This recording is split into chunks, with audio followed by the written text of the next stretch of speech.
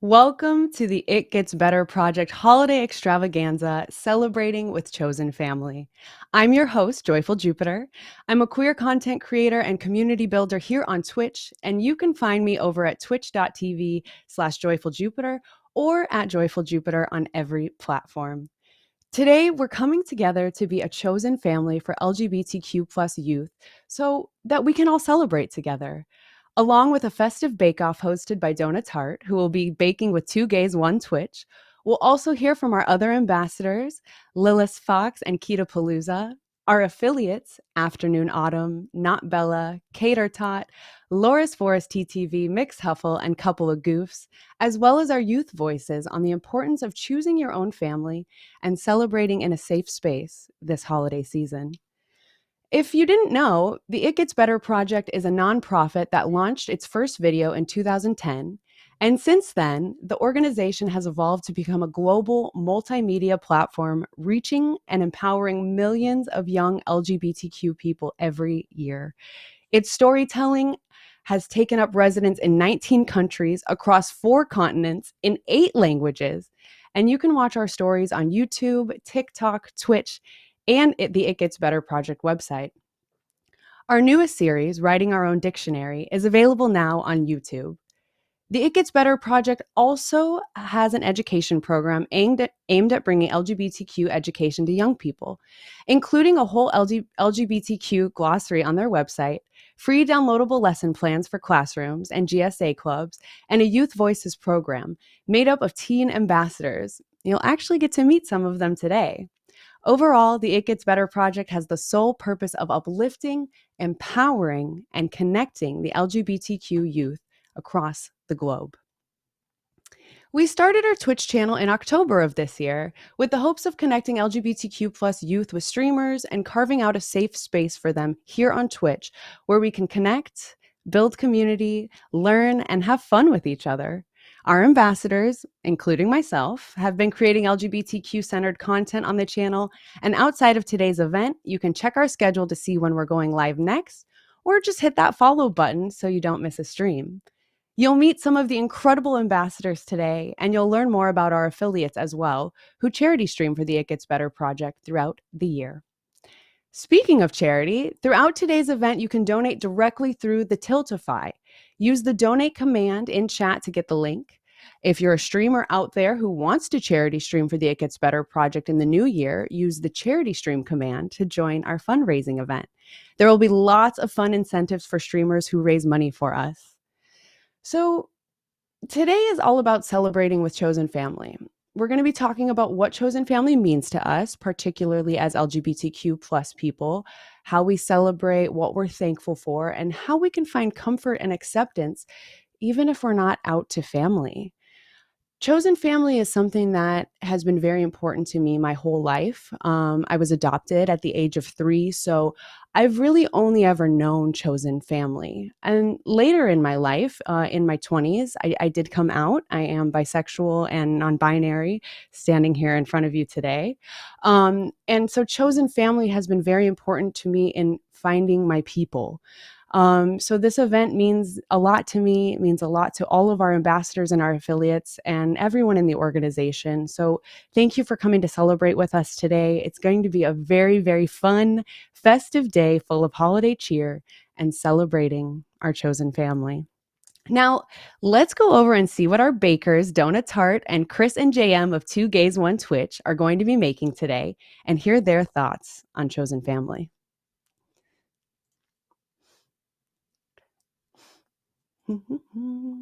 They're on their way over to us right now. I hope everyone out there in chat is having a great day. I hope your holidays are going well. Thank you for hanging out with us today. Remember to use that donate command if you'd like to donate to the It Gets Better Project. We would love to have your support. Thank you for being here with us today.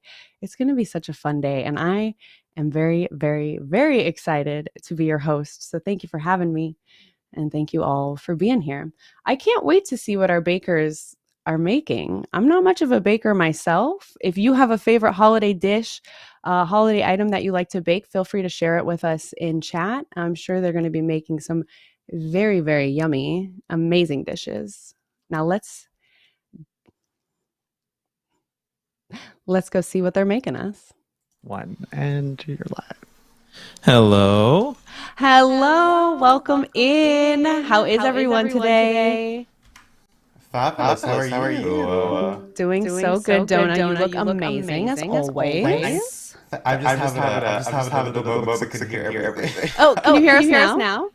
I can hear you. I can hear Okay, you. okay, wonderful. Hi, Chris JM. Can you hear us over there? I don't know if they can hear us yet. Thank you, everyone, for giving us a moment to get us sorted out. I just want to make sure everyone can hear us before we jump into our panel. Everyone looks so festive. The ears. Oh my gosh, yes. Those are so cute. I was going with the very muted mother of the kids kind of vibe. I love it. I love it. The red hair is perfect for the season. We can't hear anything. Can you hear us now? Yes. Hi. Hi, Chris. Hi, JM. How are you doing? So good. How are you? So good. I'm so happy to be with you all today. So now that we have everyone here and we can hear one another, I want to go ahead and let everyone introduce themselves. We're going to go ahead and start with Donna. So Donna, what do you do on Twitch? Where can people find you? And let us know a little bit about your channel. Hi, well, I'm Donut Tart. I am a variety streamer. I'm an Irish icon. I'm the queen of baking here on Twitch. On my channel, we do a lot of variety, as I said, and a lot of drag and horror and stuff. But a lot of the time, we also do a lot of baking and baking competitions. So over on my channel, we've done quite a few bake-offs in aid of charity. We've raised thousands, all to push people to start baking on Twitch a lot more, which is at the moment quite scarce. So my goal for 2022, getting more people on this platform baking because it is fun. Out of drag, I'm a professional baker, and what else am I? Oh, I'm in Ireland. Yes, that's something I always forget. I'm Irish. Yes, there. And we love your accent. We can't lie. Thank you. Hi. Oh, turn on. Absolutely. Is that okay? Try again, Donna. Talk again. Hold on. Let me. Is that loud enough? Oh. Wait, could you hear nothing I said? We can hear you. It's just quiet. Oh, Jesus. You're doing amazing, love. You're doing amazing. Thank you. Oh, it should. How about this? How's this? Is this okay? That's better. Is this good, or is it the wrong I think it's the right microphone, isn't it? That's better for me. Is this okay? Yeah. Did you hear any of what I said? Or? We did. Yeah, we did. We hear you. We're just a little quiet, but now you are much better because we want to hear your beautiful voice, you know? Thank you. I have a boom person off to the side holding the microphone. It's me. Just move a little closer for us. Just move a little closer for us. Hi, welcome in. Thank you, Donna. Baking stream. This is actually the ASMR holiday extravaganza, if you didn't know. Season's greetings. Okay, Donna. So I'm going to actually go ahead and ask you to repeat because we want to know all about what you do on Twitch and where people can find you. And then as well, if you want to go into what got you interested in baking, and you know, kind of your skill level, tell us all about the icon that is Donut Tart. Yes. Well, out of drag, I am a trained professional baker. And I've always had a love of drag and things like that. And when I was working a lot, I never had time to combine baking, drag, makeup, everything in my spare time. So I decided to put all of that together on Twitch, which is kind of manifested to this. So I try and bake as often as I can on Twitch. We do a lot of very chill baking streams. I'm not actually a fantastic baker.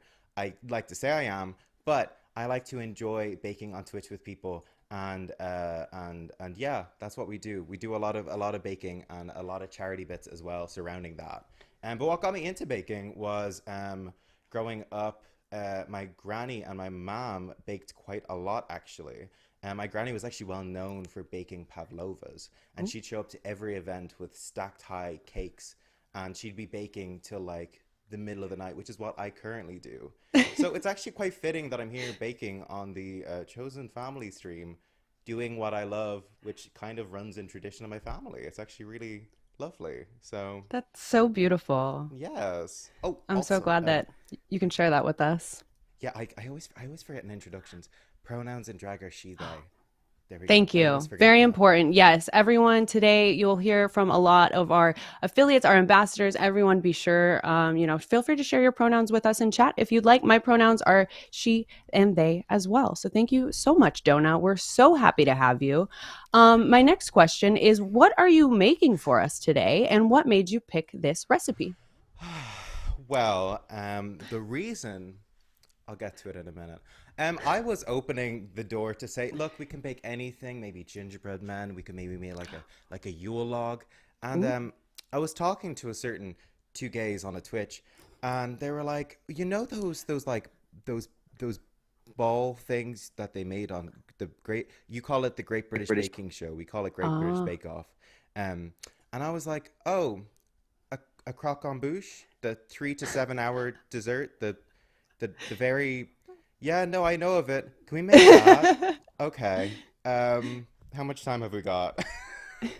So that's what we're doing today. And honestly, I'm excited. A croque en bouche, if you don't know, is a big tower. It almost looks like a big Christmas tree almost, made of choux pastry, which is a type of cooked pastry that you pipe and bake. You might know it as eclairs or profiteroles. And what it originates from is back, I think it's in the Middle Ages when people used to bring lots of cakes to a gathering. They'd pile them all up, which kind of is where it originated from. And no doubt it comes from France because choux means cabbage. So Oh, that's does what it it is. really? It does, yeah. I love mon petit choux. I love it. But we basically what we're gonna do is we're gonna make all these little choux pastries, which can be a little bit difficult, but it's gonna be fun. And we're gonna fill them up with a mixture of cream and creme patissier, which we made the night before. It's like a custard. And then we're gonna use caramel and pile them up to make a Christmassy tray kind of thing, covered in caramel, decorate it whatever way we want. And you know what?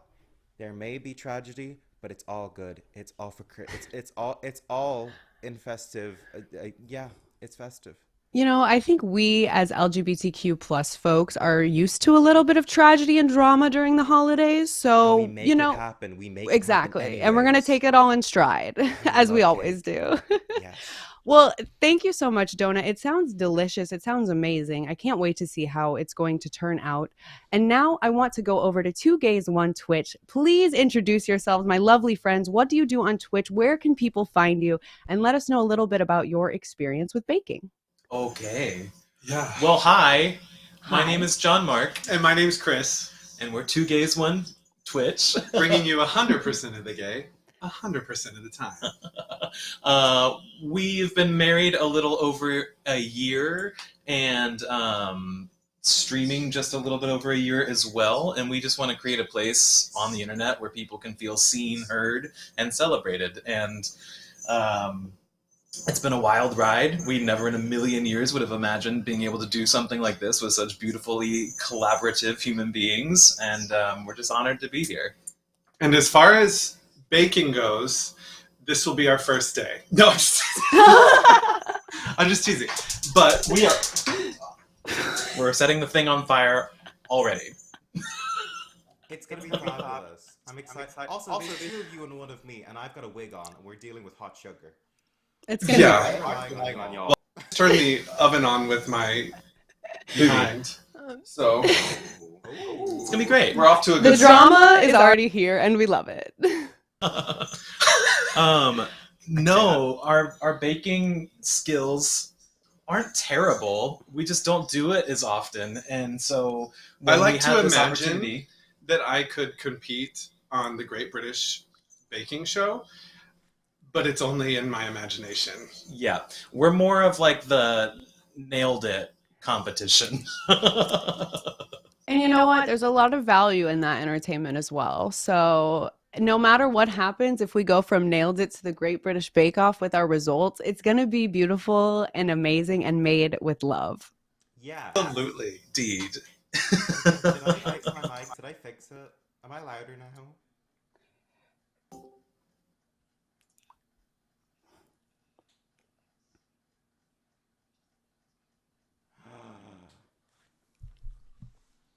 Oh my gosh, I've got a Fanta microphone somewhere.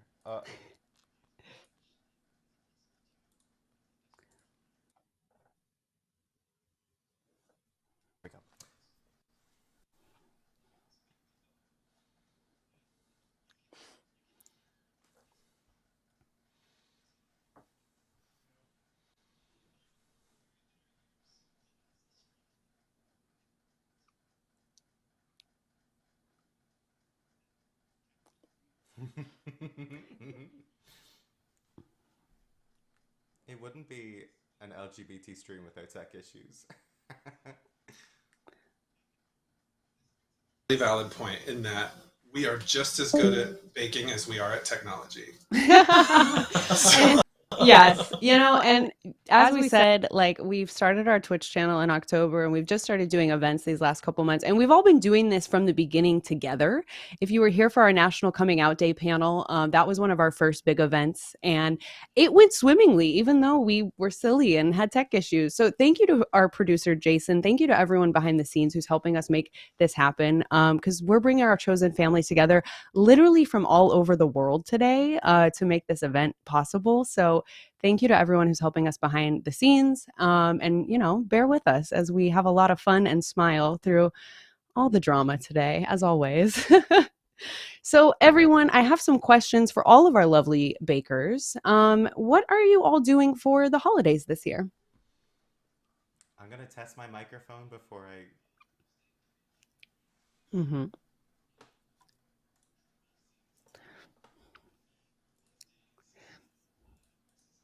Oklahoma, mine's down in Florida, and we're just all gonna stay.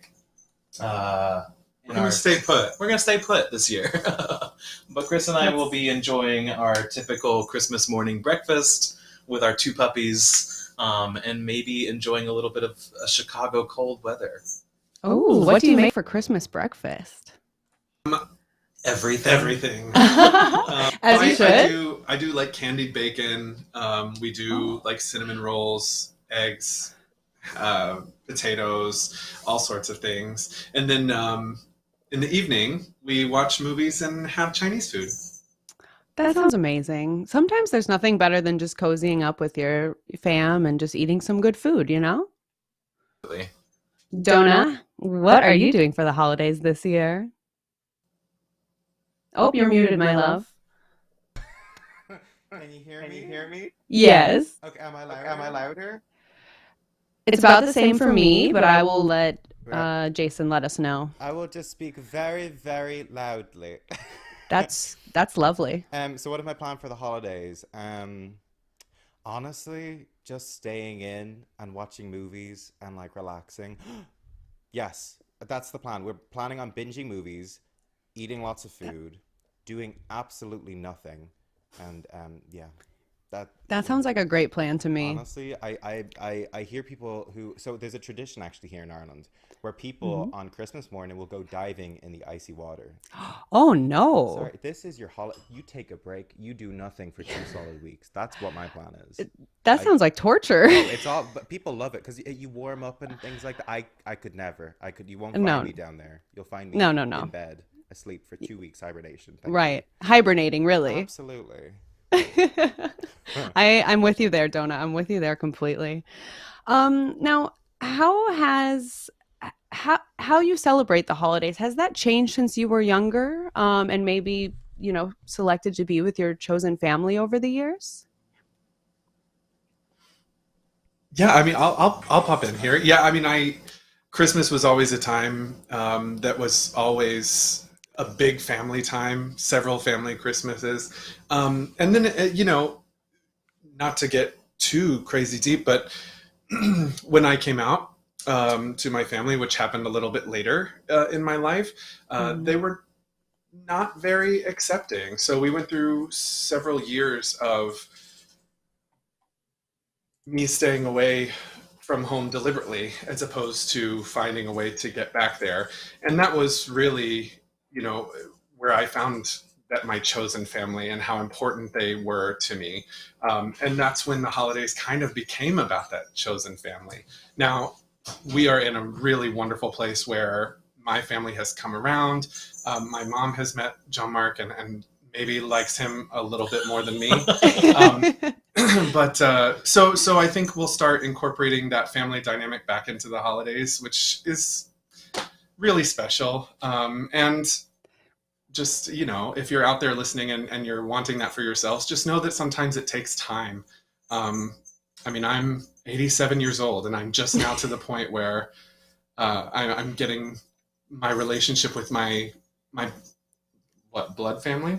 Sure. Is that what you call it? Sure.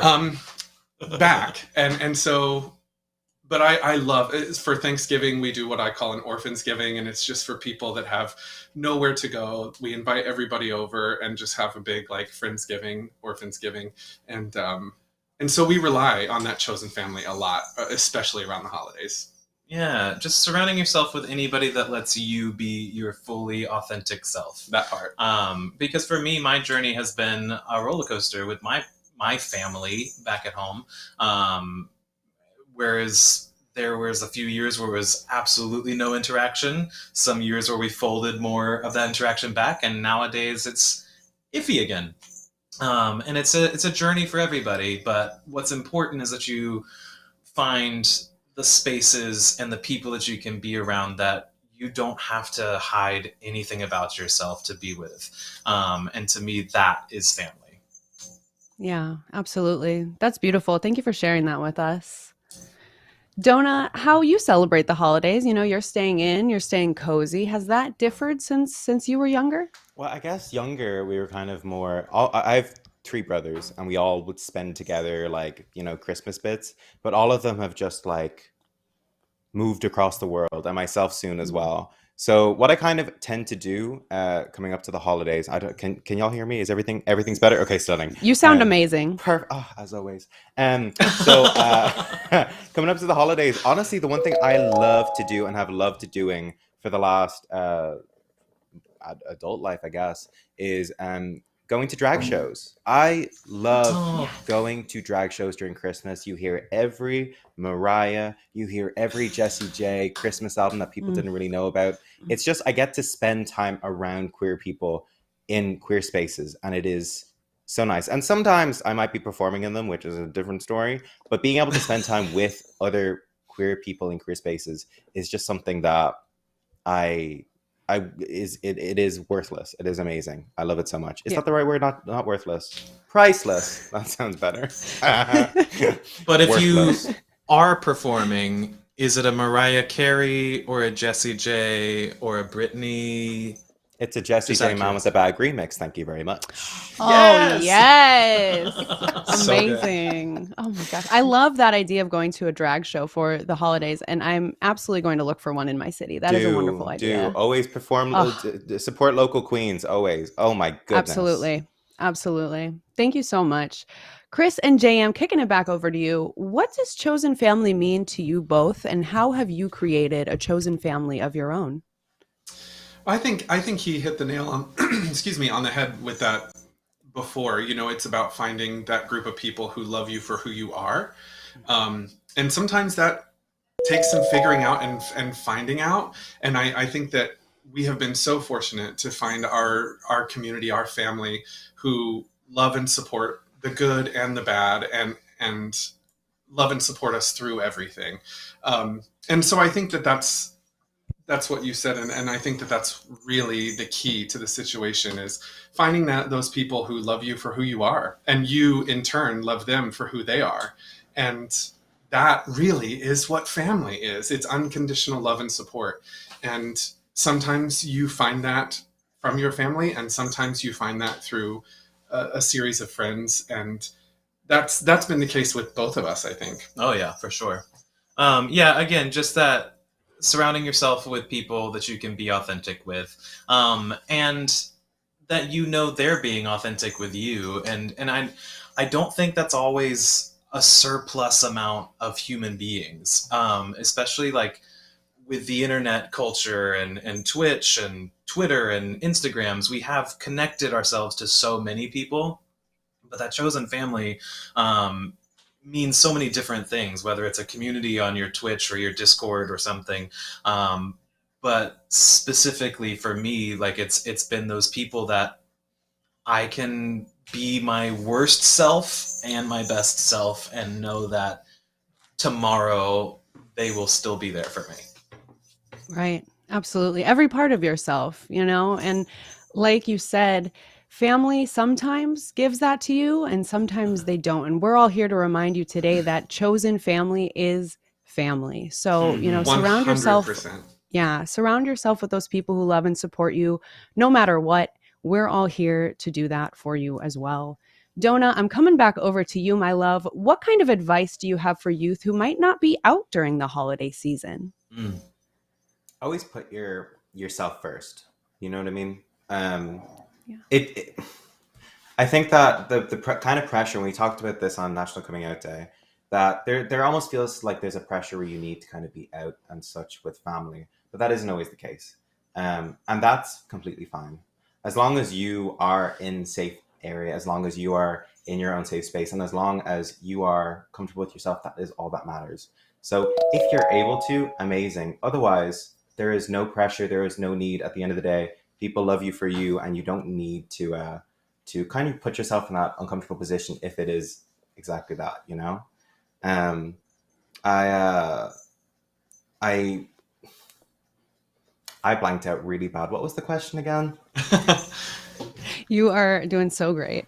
We're just asking for advice for youth who might not be out during the holiday season. And this goes for people who maybe do want to come out, and also for maybe those who don't, because as Jonah said, there's no pressure to come out if you're not ready or you don't want to. That's Never. Yeah. completely up to you. Take it one step at a time. Take it at your own comfortable rate, because I know that there's always this, I guess, this kind of this trope, I feel, especially in like media, where there's like a certain age where you need to come out and do certain things and this, that, the other. There is no time limit. There is no, it's not a race at the end of the day. We're all on our own journeys, and as comfortable as a pace as it is for you is fantastic. So take it at your own. Yeah, absolutely. Just to piggyback on that, I mean, the two of us, Chris was in his early 30s. Mm-hmm. I was in my early 20s, and we've all got those friends that were able to come out at different points. But your journey is so special and so brilliant and so powerful that you just have to remember that whenever your time is the perfect time. Literally. And there is no rush. I think That's right. very similar to what you said. I think I felt that pressure because I had so many friends around me who were very comfortable in, I guess, their labels and their themselves, that I was very jealous of them. But the moment that I was comfortable and open, I cannot remember those days, because it was so, I built it up so much in my head that now looking back, I'm like, why did I do that? You know, I'm living now the best way I know way possible for myself, hopefully. Um, but I think we all kind of build up that kind of that voice in your head that tells you, hurry, hurry, come on, come on, come on, come on, come on. There is no rush. There is no rush. And you'll look back someday and say, why was I stressing out? You know? So take it your pace, take it at your pace always. Don't let anyone else influence you otherwise. Yeah, absolutely. I was 26 when I came out, so that seems, at the time, it seemed like I was behind. It seemed like it was so late in life. But now looking back, as you all said, I have so much life to live, and that is when it felt right for me to come out. So I'm glad that I waited. And I'm glad that I did it when I felt most comfortable. So, no rush, enjoy the journey, and your chosen family will always be there to support you. Absolutely. And give yourself grace, because like we are all moving at our own pace through this life. And I feel like the more patience and grace that you give to yourself and to others, that's really what it's all about. Absolutely. Yeah, Treat yourself. absolutely. Make a 3 to 7 hour croquant bouche. Treat yourself. Yes, exactly. So I have one last question, and then we're going to talk a little more about what this amazing item is that we're baking today. So Chris and JM, what are you looking forward to in the new year? Oh, goodness. So many things. Honestly, I mean, this year has been so catastrophically different than anything he and I could ever have imagined. Twitch was not on our radar in the capacity that it is, obviously now. And there's just so much room for growth and building community and building genuine human connections. And we have a podcast that we're working on bringing back to the world. And we have so many exciting It Gets Better streams in the new year to work to focus on. And it's just an honor. It's just a real special, I don't know, gift to be surrounded by all of the people here in this chat, in this stream, the ambassadors that we share this title with. It's just humbling in the best wonderful way. So I'm just excited to see what happens next. I never thought this was going to happen. So just setting my hopes high and going to let those happen. Wonderful. Donna, what are you looking forward to in the new year? Oh, champagne. Oh, happy New Year. Yes. No, I'm excited because I feel like we've all been cheated out of 2 years, where we've kind of been hibernating a little bit and being like, okay, let's prepare for this. I am setting my sights in 2022 as I did any year. What comes, comes. If it happens, it happens. I'm just excited to try and grab every opportunity possible and just go with it, because really up until now, up until this whole panettone, I think I've just been kind of dormant, whereas I'm excited to really just get out there and go again. I'm excited to really just take this new page and run with it. I'm excited. Yeah, I'm with you. It's a new chapter, y'all. We're turning the page. We're saying goodbye to 2021. So thank you for celebrating with us here today, because this is a great way to end off this year. Yes. Now, Absolutely. before we go on to our next segment, I would like to give our bakers a little bit of time to talk about the process of prepping for this amazing Great British Bake Off item we're baking today. And, let us know how you prepped last night. I saw on Twitter that Chris and JM had prepped a little bit. So tell us all about it, y'all. Hi. Sorry. Donna? Hi. So basically what the plan is that the croque en bouche takes the choux pastry, which is like a boiled pastry that we cook in a saucepan, which we pipe, we bake, we fill, and then we stack. But to fill it, we had to make a certain type of filling. And I personally love making a creme patissier, which is like a custard filling. So this one's covered in cling film. So we both, each of us have made our own filling the night before, because it takes about 3 hours to overnight to cool. So we've gone ahead and made ourselves a custard, which later on we're going to whip with some cream, fill it into our choux pastry, stack it up with some fresh caramel that we make, and decorate it. So that's our goal. Right now, I think we're going to jump straight into making the pastry once we're done here. Ooh.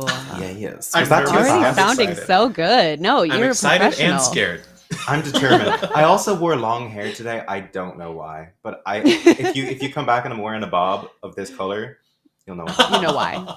Yeah, We're just trying not to set the hair on fire today. That's our only goal, that's really. the goal. It's a good goal. It's CGI'd in. Yeah. Chris and JM, how was your preparation process last night? And, tell us how you're feeling. Good. We spent a lot of time in here looking at each other. Confused, Aw. hoping. But listen, we did it. We made the pastry cream, Yes. pastry filling, Custard? custard. Delicious. It tastes so good. That's what we know. It does taste delicious. That is true. Yes. And I'm very excited about the rest of this because I've never attempted anything like this. So I feel like this is going to be a major success. There's going to be hot, sticky sugar everywhere. So basically, it sounds like a Saturday. Yeah. No, that's not what I meant. Oh, A Saturday Lord. night Oh, at 2 Gays, 1 Twitch. I gotta go. It'll get better. It'll get better. See? It does get better as we know, so it gets better. I can't. This is it gets better. I'm really glad to hear that there was taste testing involved so far in the process, because in everything I've ever made, that's been a very important step. So I'm glad that you're tasting along the way to make sure that we're not poisoning each other. Don't taste the raw eggs. Please don't taste the raw eggs. But don't taste the Please raw don't eggs. taste the raw eggs. That is good advice. Thank you, Donna. Donna is our professional. We will follow Donna's words to the end of the earth here today. 100%. Yes, our fearless leader. All right, everybody. Thank you to JM and Chris and Donna for talking with us, telling us a little bit about themselves and their baking experience and the awesome, amazing item that we're baking today. We are actually going to come back and check in with you all towards the end of the stream to see how everything is going. So best of luck. I can't wait to see how everything turns out. And just know that I believe in you all the way. Thank you. Thank you. Thank you. All the means a way. lot. And that will get us through. Yeah. Have so much Absolutely. fun. We're going to try not to set the house on fire. You got Yes. this. I believe in you. Thank you so much, everyone. We'll see you soon. Thank you, Jupiter. Bye. Bye. Bye.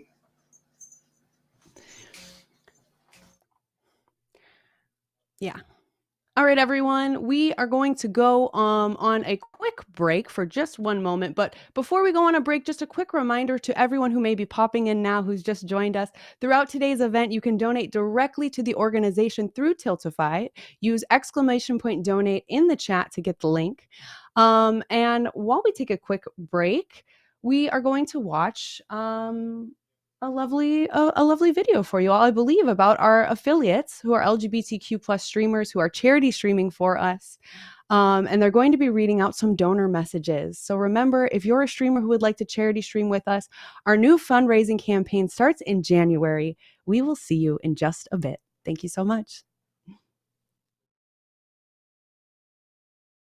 Hi, I'm Morgan and I use she, her pronouns. And I'm Phoebe and I use they, them pronouns. We are a couple of goofs on Twitch and TikTok. Our charity streams for the It Gets Better project are going to be January 8th and March 12th from 9 a.m. to 3 p.m. Pacific time. And here's a message from a past donor about why they decided to donate to the It Gets Better project. Dear A, I can't tell you how much I admire you for your strength, your ability to be true to yourself, and for your pride in who you are. I know that not everyone is as fortunate to have the support system you have, so for your birthday this year, I thought that there was nothing more important than donating to help those youths who need love and support, just like you will always have from us. We love you so very much. Happy 14. That's so sweet. I just think it's so sweet. I love so nice. Well, enjoy the rest of the event, and we hope that we see you on our charity streams. Bye! Hi, my name is Cater Tot. I also go by Kate. I use she, they pronouns, and I'm a queer variety streamer here on Twitch. My community is all about spreading kindness across the internet and making it a better place and creating a safe space for all that come across my channel.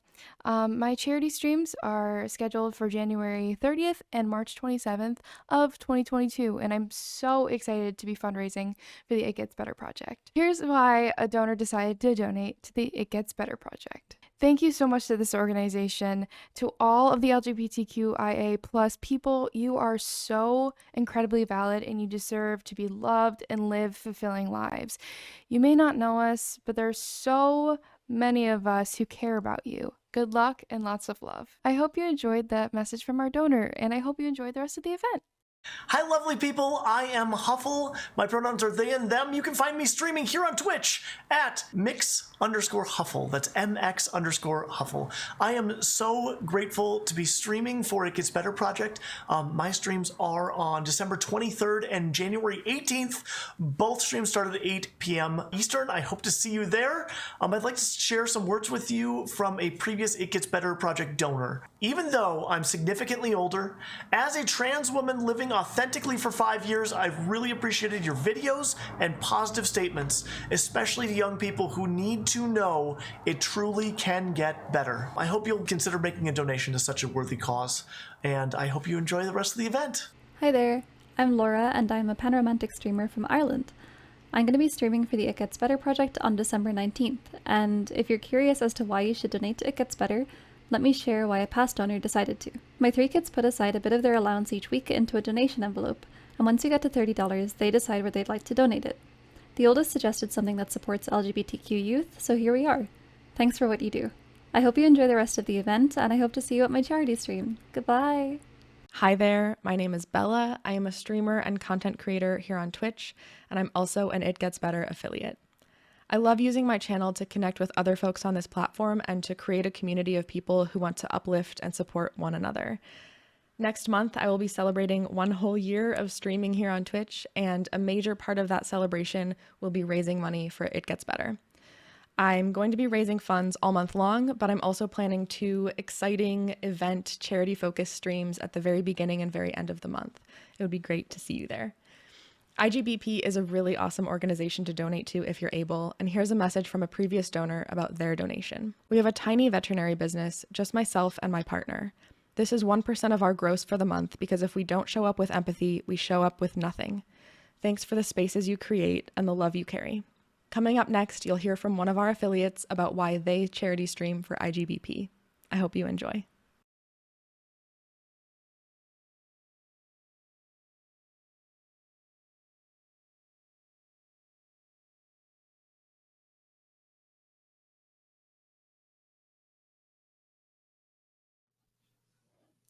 Welcome back, everyone. I hope you enjoyed our affiliate video. They are absolutely amazing content creators who are charity streaming for the It Gets Better project. And how sweet were those donor messages? Hearing, the impact that the donations make and the lives that we can touch here with the It Gets Better project is just so affirming in everything that we do. So thank you to everyone who's already donated so far today. I see we've had gift subs in the chat and donations to the It Gets Better project. Thank you so much to everyone who's here supporting us. Remember, if you would like to donate, it's !donate in the chat to donate directly to the organization through the Tiltify. Everything's been so amazing so far. We've seen Donna and JM and Chris of Two Gays One Twitch who are baking away behind the scenes. I can't wait to see the final product. I have no idea how to say what it is. I've already forgotten, but I know that it's going to be amazing. If it has icing or a cream filling or anything like that, I'm in. So I wish I could taste test it. That's the only thing that I wish. But I hope everyone out there is having fun. Let us see your favorite Pride emotes in chat. Any Pride emotes that you got if you're having a good time. Thank you for celebrating with us today. I'm having a great time. And I'm really excited to bring on our next guest. We're going to actually be talking with one of our affiliates from the program, Afternoon Autumn. So Autumn, welcome on in. I'm so excited to speak with you today. How are you feeling? I am feeling so good and so ready for the holiday season, Juvie. Thanks for having me. Absolutely. You look so cozy. You've got a candle. Thanks. I got a blankie too. I'm excited. Oh, a blanket was a good idea. I should have thought about that. But, I'm going to be sitting here for quite a while. And I thought that I might get a little warm. So that's the only reason I didn't bring a blanket. But yeah. I love that. So Autumn, why don't you go ahead, introduce yourself, tell us your pronouns, and tell us about what you do on Twitch. Sure. So my name is Autumn. My Twitch name is Afternoon Autumn. I originally was going to stream on afternoons, and that never happened. My pronouns are she, her, and I am a variety streamer on Twitch. I used to be only a horror streamer, but then I added Animal Crossing, and if you watch me play it, that is horror in its own way. So outside of Twitch, I am on Twitter pretty much every waking moment. You can find me there as Afternoon Autumn. Awesome. Thank you so much. And what do you like to do outside of Twitch? I know you have some very amazing interests and skills outside of streaming. Tell us a little bit about that. I do. So I am a certified death doula to help support folks through the end of life process. That's something that I chose to pursue because of the lack of representation in the LGBTQIA plus community. I was actually able to receive a scholarship for that training through the International End of Life Doula Association because of my queer identity. So that was really amazing. And then I'm also a writer. Actually, that's my day job. That's amazing. Oh my gosh, you do it all, Autumn. You really do it all. And you also charity stream for the It Gets Better project, which is absolutely amazing. So why don't you tell us a little bit about the affiliate program and why have you chosen to charity stream for the It Gets Better project? Sure, absolutely. So I started streaming just this past February, and hopping right into it, I was like, I want to do charity streaming. This is it. But you have to break the ice with Twitch a little bit, just kind of get used to it. There's so many programs. We're over here running our own audio, our own lighting, and then there's all these platforms for charity streaming, and it's just so much.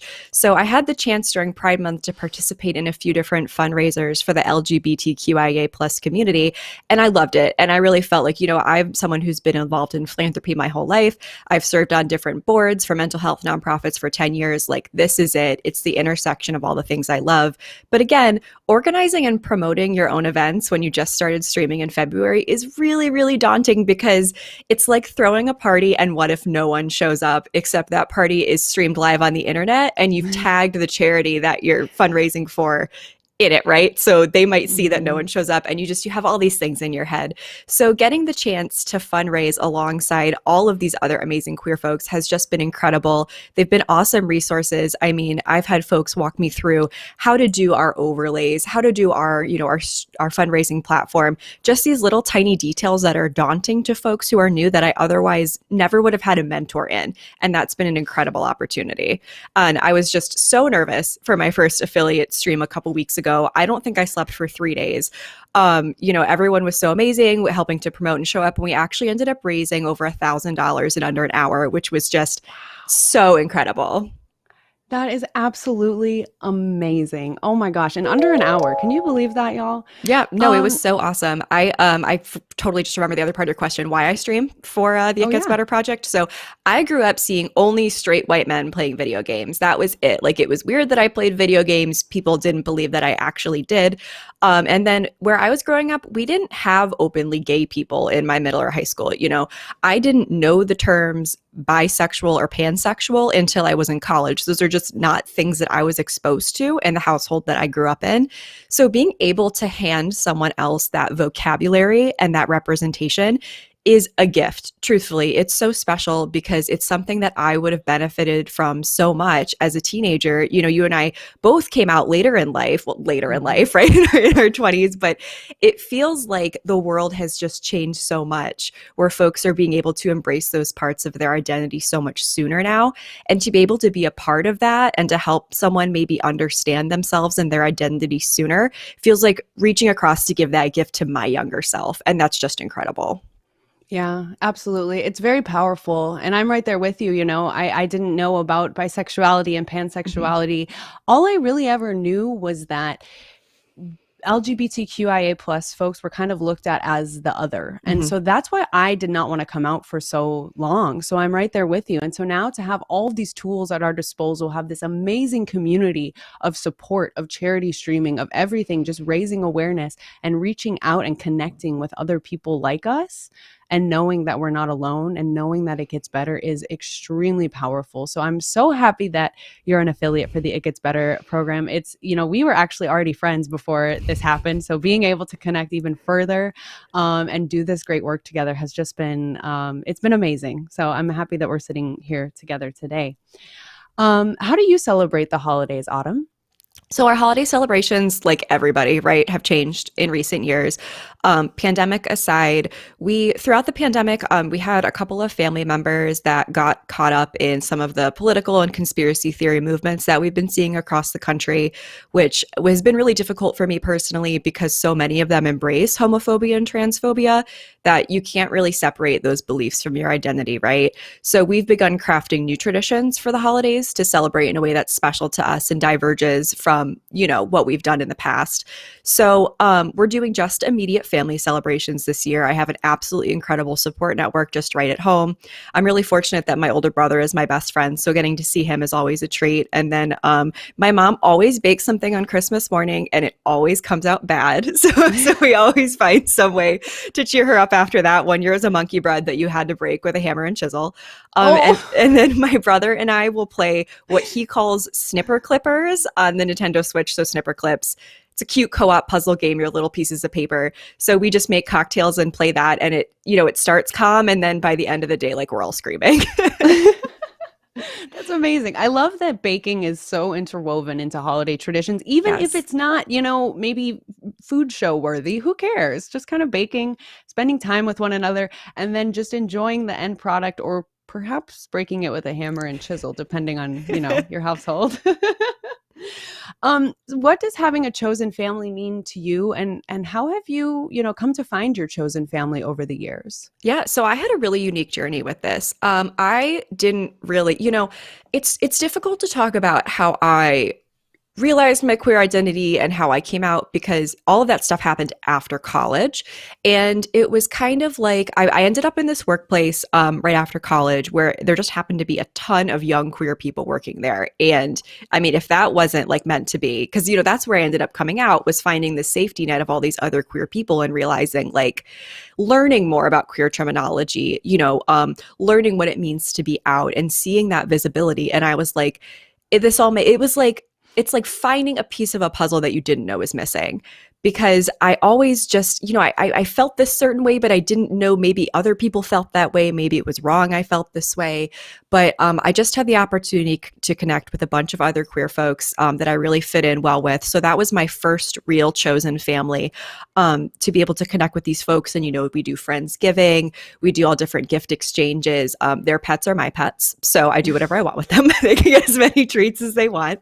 And at this point, I'm really fortunate to have all different groups of different queer folks. And those do tend to be my closer friends because I think there's just a different understanding where you can bring your whole self to the table that we don't always feel as queer people. So my chosen family are, I define that as the people that I can treasure every moment I spend with, whether it's, making a big dinner or just sitting on the couch watching Real Housewives or some stupid cartoon and laughing, because you don't have to watch your words or second guess your feelings or look at how you're presenting or anything. You can just be you. And, that kindness and acceptance flows both ways. So those are the people that have made me really feel like I belong and like I can bring my full self to the table in all of my different parts. And I'm really grateful for that. Oh, that's wonderful. I think of just being able to exist, and Yeah. whatever that means to you, and having that support and that love, no matter, how you're existing that day. Because something about being LGBTQIA plus, that's something that people don't always understand, is that it can change. It's a journey. Yeah. We're constantly thinking about, are these pronouns right for me? Is this label right for me? And it's okay if you don't have that all figured out. And it's okay if you want to change those things as you go along. So chosen family can be a great reminder that you can take that time to figure yourself out.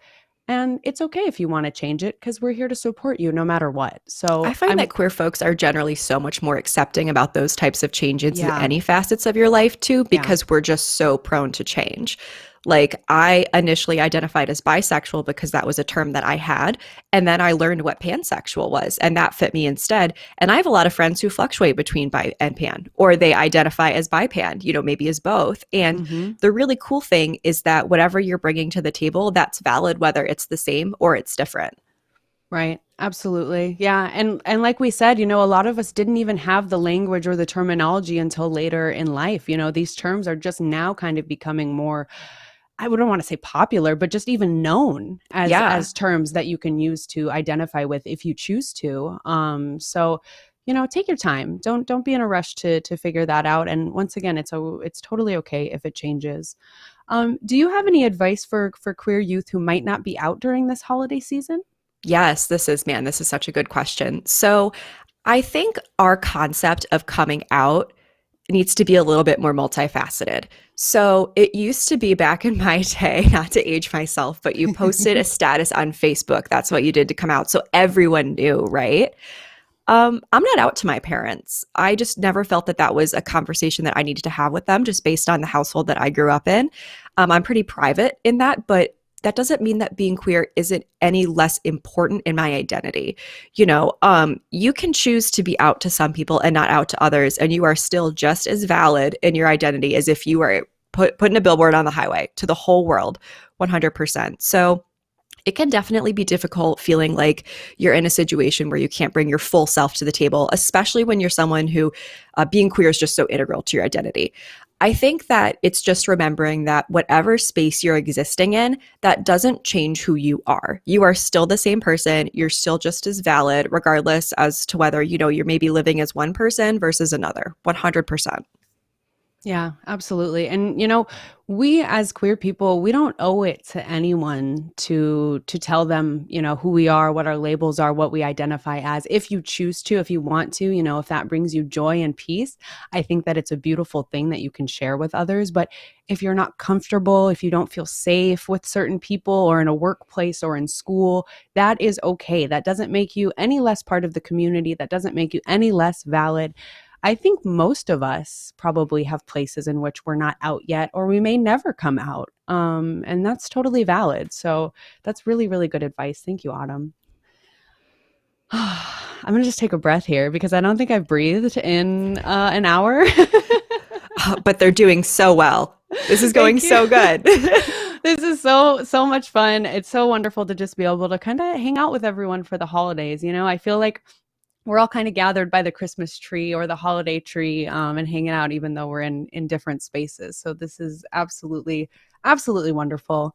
Autumn, what are you looking forward to in the new year? Oh, that's such a great question. So I feel like this past year has been a year of healing just because things have been so difficult, and I want next year to be a year of personal progress. And for me, that doesn't mean establishing, any milestones, anything at work, because I'm working very hard to not define my progress by, things like a to-do list. I just want to feel like I'm growing in a way that is natural and healthy for me. So that's growing my Twitch family and, connecting with more queer folks through places like It Gets Better, which has just been so fabulous. That's investing in myself and pursuing hobbies that truthfully I didn't have the energy to this year. So, I feel like a lot of us had a lot of pressure, maybe just from inside ourselves, to do certain things this year. And it's completely okay if all you did was wake up every morning this year, because it's been a mess. So next year, I would like to, I've realized I've fallen off on a lot of my hobbies. I'm playing a lot of the same video games instead of branching out into my Steam library, if we want to call that a resolution. I want to get back into like embroidery and cross stitch. I want to get back into yoga and running, all these things I love that really fell off in the pandemic. What about you?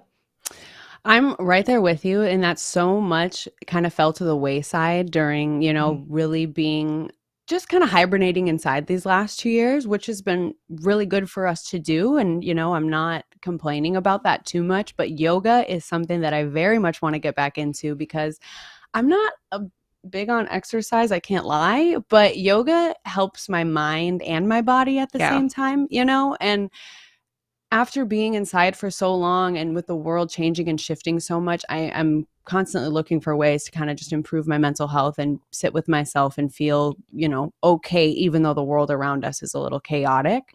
So that's absolutely something I'm trying to do. Next year, I want to fundraise even more for charity. That's one of my goals. Like you, I'm not trying to really define number goals or anything like that outside of maybe like charity streaming, because I think that's always a good number goal to have. And yeah, just, really personal growth, I think, is going to be big next year, because it was easy to kind of forget about ourselves a little bit, thinking about the world so much these past couple of years, and thinking about others who have been dealing with so much, and maybe ourselves and our family members who have been dealing with so much. So I think that it's a good reminder to everyone to take some time for yourself, put yourself first when you need to, and, do whatever you need to feel good, feel happy, feel joyous, because it's not always easy to have those good feelings these days. But something that I always feel good about is definitely being here with you and with everyone part of the It Gets Better project. And I'm very, very excited for everything we have planned next year, which does include some charity streaming. Do you know when your next charity stream will be, Autumn? It's okay if you don't. I'm just that's such a good question. Okay, so I have two things that go hand in hand. First of all, schedule time to take to yourself after the holidays, because they're chaos and we're all going to be tired. Do not dive into your New Year's resolution. We will all fail. And on that note, I am working on putting together a little event with some of our affiliates after the new year, and I'm so excited. So I'll be posting information about that on my Twitter, and I will be sharing it with It Gets Better, but I'm corralling some folks for something that might be a little spooky. So if that's your thing, it's going to be fun. Oh my gosh, I'm so excited. I can't wait to hear about it. I'm already like, how can I be involved? No. Everyone, be sure to follow Afternoon Autumn on Twitter, on Twitch, to find out when she will be charity streaming next for the It Gets Better project. And of course, just check out her content. Check out all the awesome stuff that she brings to the internet space, because it's all really amazing and very, very funny. So if you like to laugh, if you like to laugh, please do go give Autumn a follow, because she is absolutely hilarious. Let's see. I want to ask you some more questions, because we are doing so good that we're actually ahead of schedule. That's how good we are at this, everybody. So we're going to be hanging out with Autumn for just a little bit before we move on to our next segment. And I want to ask you, why do you think it is important to have spaces on Twitch for LGBTQ folks to come together like we are today? Oh, yeah, absolutely. So obviously the queer community is definitely marginalized within the gaming community, because things like slurs are so integrated into the gaming community, which can be very toxic. So it's important to have safe spaces where you can connect with other people that you can feel comfortable, playing with or just talking about games with. I mean, I don't know about you, but even if it's not online games, I just like to hang out and watch someone play Animal Crossing while I'm playing Animal Crossing. It's just nice to chat about it. And I joined Twitch not only to pursue charity streaming, but to find more folks to play video games with. So for me, it's really nice to just be able to trust the folks that I play with, and to understand that we have the same values, and that nothing crazy is going to come out like in the game chat or anything. So Twitch has been fabulous for that. And then again, it's the representation to show people that it's okay to not only get involved in this community, but to also be loud and proud, like the face of it on Twitch, because there are so many amazing LGBTQIA plus streamers. I can't even tell you. I mean, I've connected with people all over the world here. What an incredible opportunity. And I don't know that I ever would have done that except for the pandemic, because I wanted to stream for years and I was truthfully too afraid. It's scary. It's really hard to put yourself out here.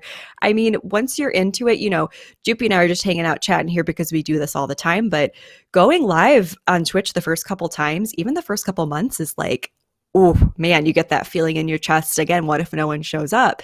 But when you put yourself out there, you have the opportunity to form these chosen families that we're talking about and to connect with these queer folks to game with that really become your true friends. Because let's be honest, internet friendships are just as valid as real life ones, especially when there's that added element of support. So, for me, not only being able to see queer folks, but to be a queer person here on Twitch, and to have people come in my chat and talk about queer issues and know it's a safe space, that's just so rewarding. It is, yeah. And truly, internet friends are just as valid as real life friends. Even if you've never met each other, the fact that we can come on Twitch or come into these online spaces and find people who maybe identify the same way as us, maybe have had the same experiences that we have, that we've never met someone who's also had those experiences, and just to be able to talk about that and be, open and vulnerable about the things that we're going through is absolutely amazing. And I completely agree with you that obviously Twitch during the pandemic was booming. It brought a lot of people to Twitch. It brought a lot of people to seeking out online communities while we were kind of, at home. And it's been absolutely amazing. It's been life-changing, honestly, for me, because I did start streaming actually a couple months before the pandemic, so I'm not a pandemic streamer. Wow. Yeah. Oh my gosh, what a coincidence. In January of 2020, which is funny. Almost 2 years. And just the amount of people that came to Twitch during the pandemic that were like, you know what, this isn't normally what I would do, but I love video games. I'm looking to connect with people. And look at where we are now, it's been so amazing building community like this, and It Gets Better has been such an integral part of this. I never thought that I would be sitting in front of you all today. I remember watching It Gets Better project videos on YouTube oh my gosh. years ago when I was, not even out, and trying to understand myself, trying to understand where I could fit in the world. So for us to all be here today is really, really special. It's really years in the making. And I'm so happy that we now have this presence here on Twitch where we can connect with you all and hopefully provide a very safe, happy, joyous, festive space for LGBTQ youth and beyond for the holidays, and for every day of the year. So, Autumn, it has been absolutely wonderful chatting with you. I'm so happy that we got to do this. Thank you for telling us about yourself. We can't wait for your next charity stream.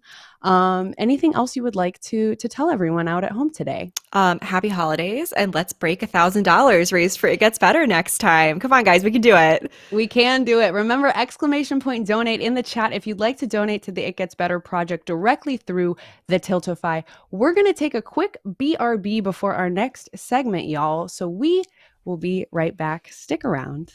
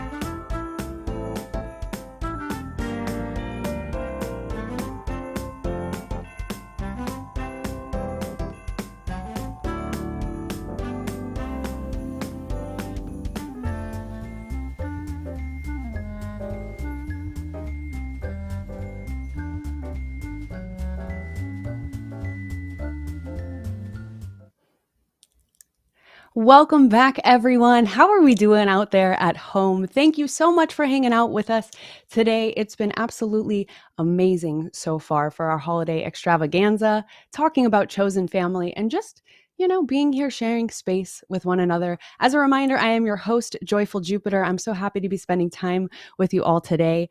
We have our youth voices coming to speak with us in about 20 minutes at 2:30 Eastern Time, and I'm very much looking forward to that. In the meantime, we have some lovely content that we're going to play for you. Our new series that has just premiered on YouTube, Writing Our Own Dictionary. We're going to check out one of our videos, which is how do you present to the world? And I think this is going to go hand in hand with the conversation that we've been having. So let's go ahead and check out this amazing video, and then we'll come back and check in with our bakers. We'll be right back.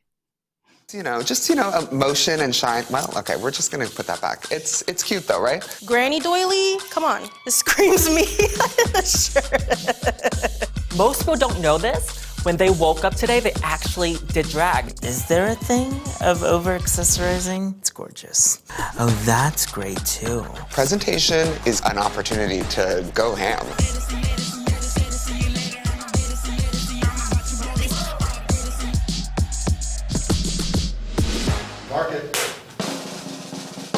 History. How we choose to dress says a lot about who we are. What society considers feminine and masculine in clothing has changed a lot throughout the eras. During the reign of King Louis XV in 18th century France, pink was a masculine color associated with ideas of novelty, elegance, and aristocratic splendor. U.S. President Franklin Delano Roosevelt wore dresses as a child in the 1880s, an outfit that was considered gender neutral at the time. At the end of the day, or century, clothing and style are fluid, just like us. So I've coined the term granny chic for my style.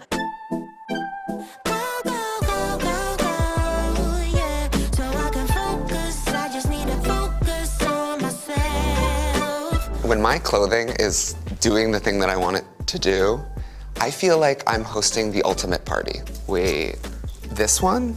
Okay, wait. Being seen and also seeing other people, like I feel like there's more of a sharing that happens with the people that I interact with. So I work in national policy. They all wear blue and gray suits. Ew. If you go out with me, people look. I don't know if they're looking because they love my clothes or if because I'm sitting on 26-inch rims. Either way, it's sort of my armor to feel my complete self, regardless of their perception. Yuwa Hamasaki is the superhero that I've created for myself.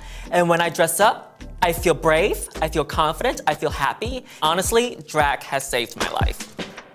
I'm first generation Latina, so homophobia is huge in the Latin community, unfortunately, and also like being Catholic and all that stuff. I think to survive, as a lot of queer people do, we try to fit in as best as we can. I didn't really have, an accepting family growing up. I mean, they were loving, they were caring, but they were still traditional Chinese parents. So I have to be very conservative, very traditional, the jeans, the t-shirt, the hoodie, all that stuff. I mean, the first time I put on a dress, I was with a friend. He told me to go to the dressing room, and I couldn't. I opened the door and was like, "Do you see my dress? He was like, "You look great." I couldn't embody it in that moment. I was still in the dressing room, with the door open, just look quick, I'm gonna close the door. That was maybe the multi-year-long process of me trying on more things, having more friends that say, "You look great." When I discovered what being gay was, I thought that there was a new set of rules that you have to follow, that you have to wear skinny jeans, tight t-shirts, tight pants. I never really fit into any one of them. I've realized that I can just be myself. Once I accepted my queerness, I then started to explore masculinity a bit. Baggier clothing, being more butch, I guess. I wanted to be visibly queer, and I wanted the world to see that so that I could feel it as well. I grew up in foster care. So I was taken away from my family at the age of 6. I formed my disability identity quickly because I had to navigate the world in that way. And so I had 6 different families that I grew up with, white, cis families. So coming out, I originally came out at 14. And the first thing they said to me is, "You can't be gay." And so I moved out at 17 and started on this journey of trying to love myself and pushing through other people's barriers. I think my style evolved from conforming and being this like all-American girl to then exploring my queerness and my identity through masculinity and expressing myself in that way, and that helped me to get to where I am today with my like hyper femme kind of maybe even mocking femininity and playing into drag a little bit. I'm Latinx, I'm disabled. I really didn't want to be queer as well. I didn't want to be LGBTQ. And so coming out at 17, I had no choice. Like, the universe basically said, I made you this unicorn, you're gonna have to deal with it and deal with it quick. I would say you are loved, you are who you're supposed to be, and even though you don't love yourself now, you're gonna find your tribe. It's like, you're a person, you're not a Pinterest board. Like, you know, dress the way you want. Start with one thing. One scarf, one hat, one shoe, and work your way up. It doesn't have to happen overnight, and it could be ever evolving. You know, I hope I'm gonna be some sassy 70-year-old wearing leather pants and like beautiful scarves. You're already on the path. You're already doing it. So just keep going.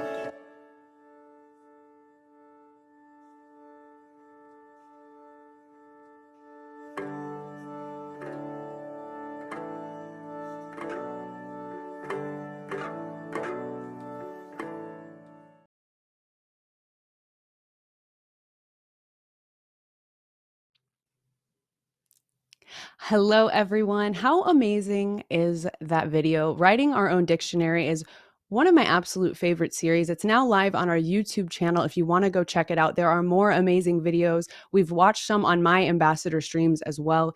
And it's always like a bit of a tearjerker, but very heartwarming. So be sure to go check all of those out.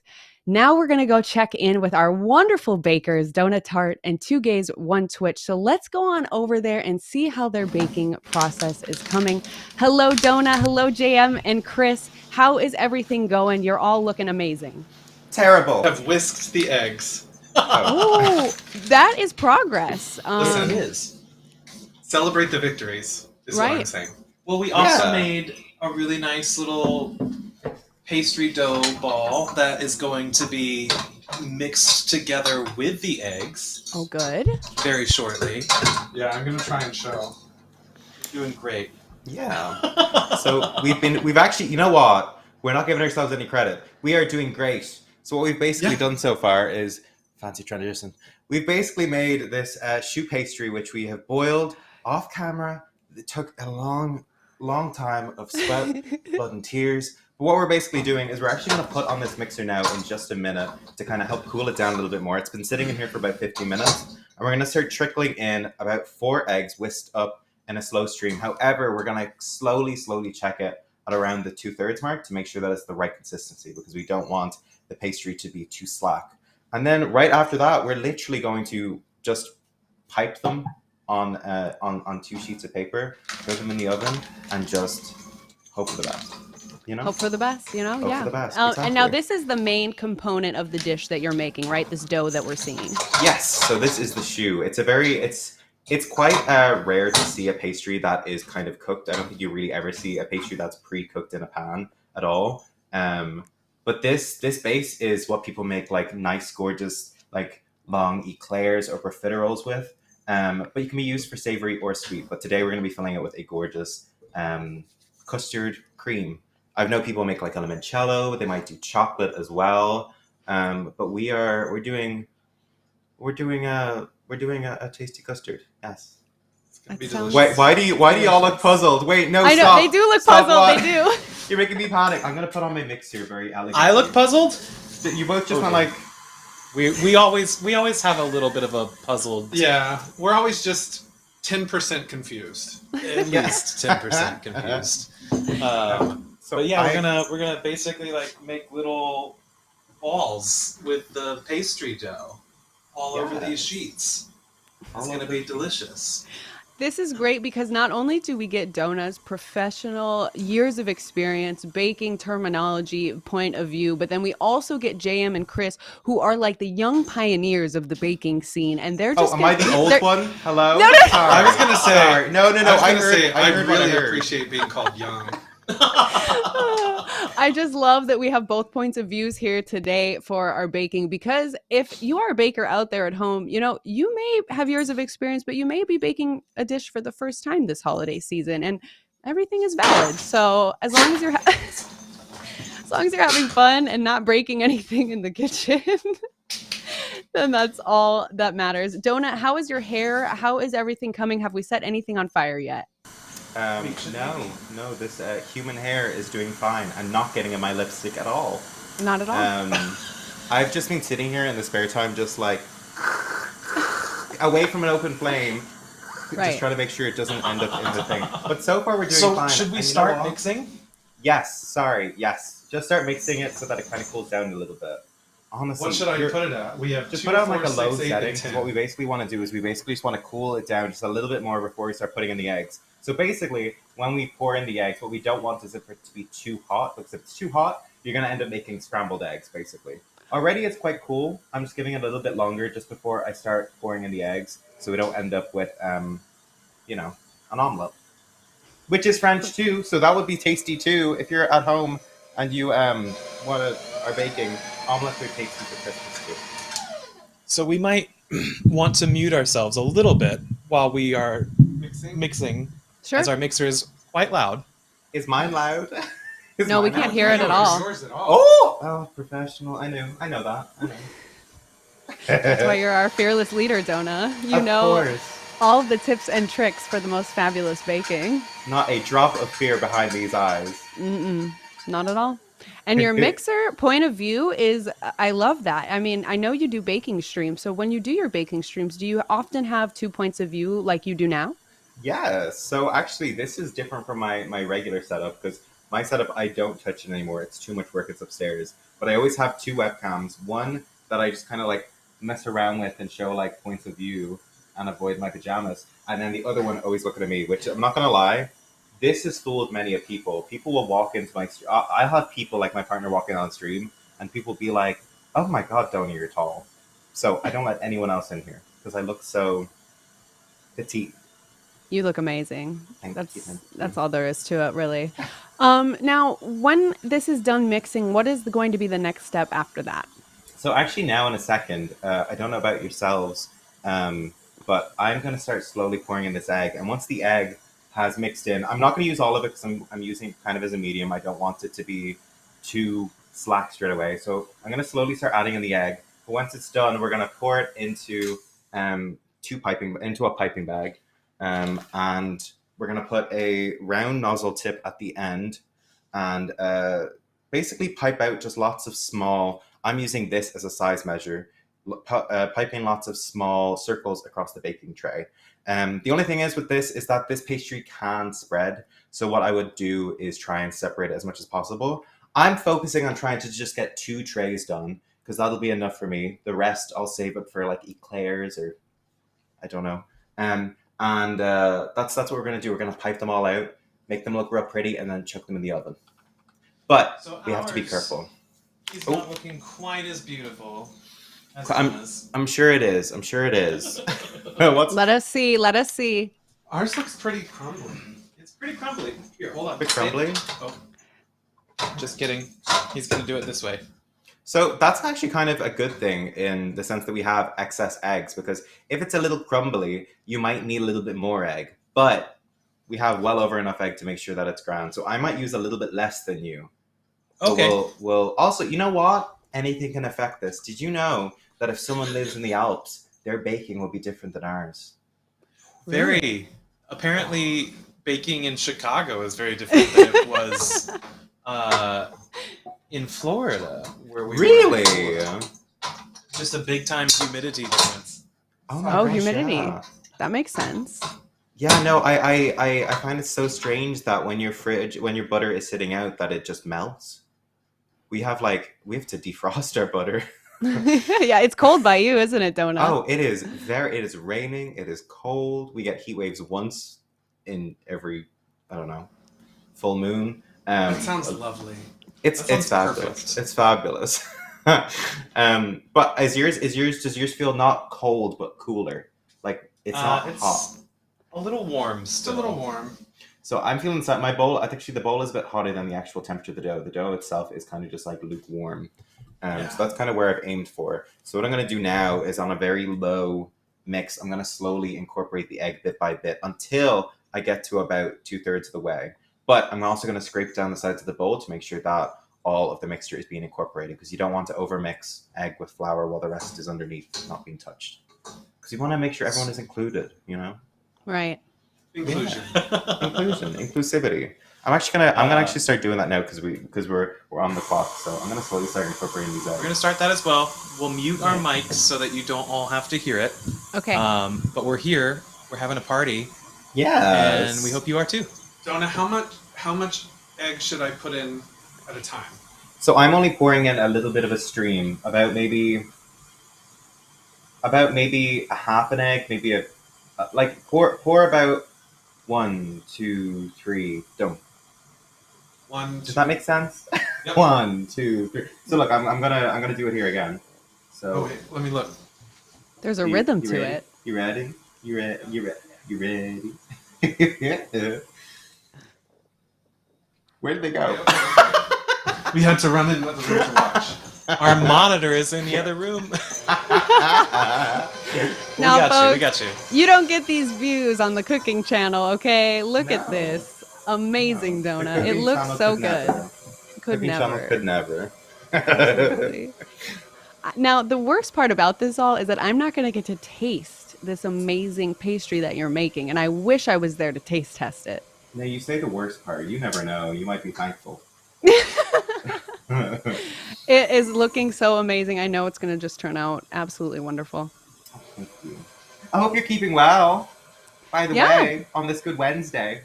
I'm feeling quite good, you know? We have our youth voices in about 5 minutes. I'm so excited to introduce everyone to some amazing members of our Youth Voices program. But I'm really, really happy we could come check in with our bakers because I see progress being made. And I know that it's just going to turn out wonderful.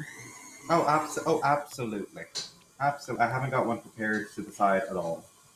Chris and JM, you're doing great. I know you're busy. You're doing good. I see you, and we're here with you, and you're doing amazing. You've got this. Okay.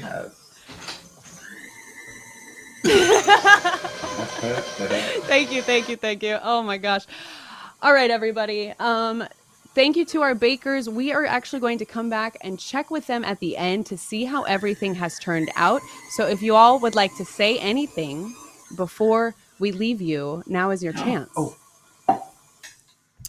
If this goes really well, my name is Donut Tart. If this goes really, really badly, my name is Wreck-It Raven. Thank you so much. Shout out to Wreck-It Raven, one of our other amazing It Gets Better ambassadors here on Twitch, who I have no doubt maybe is an amazing baker secretly, but I'm not sure. Maybe they are. Yep. Next time.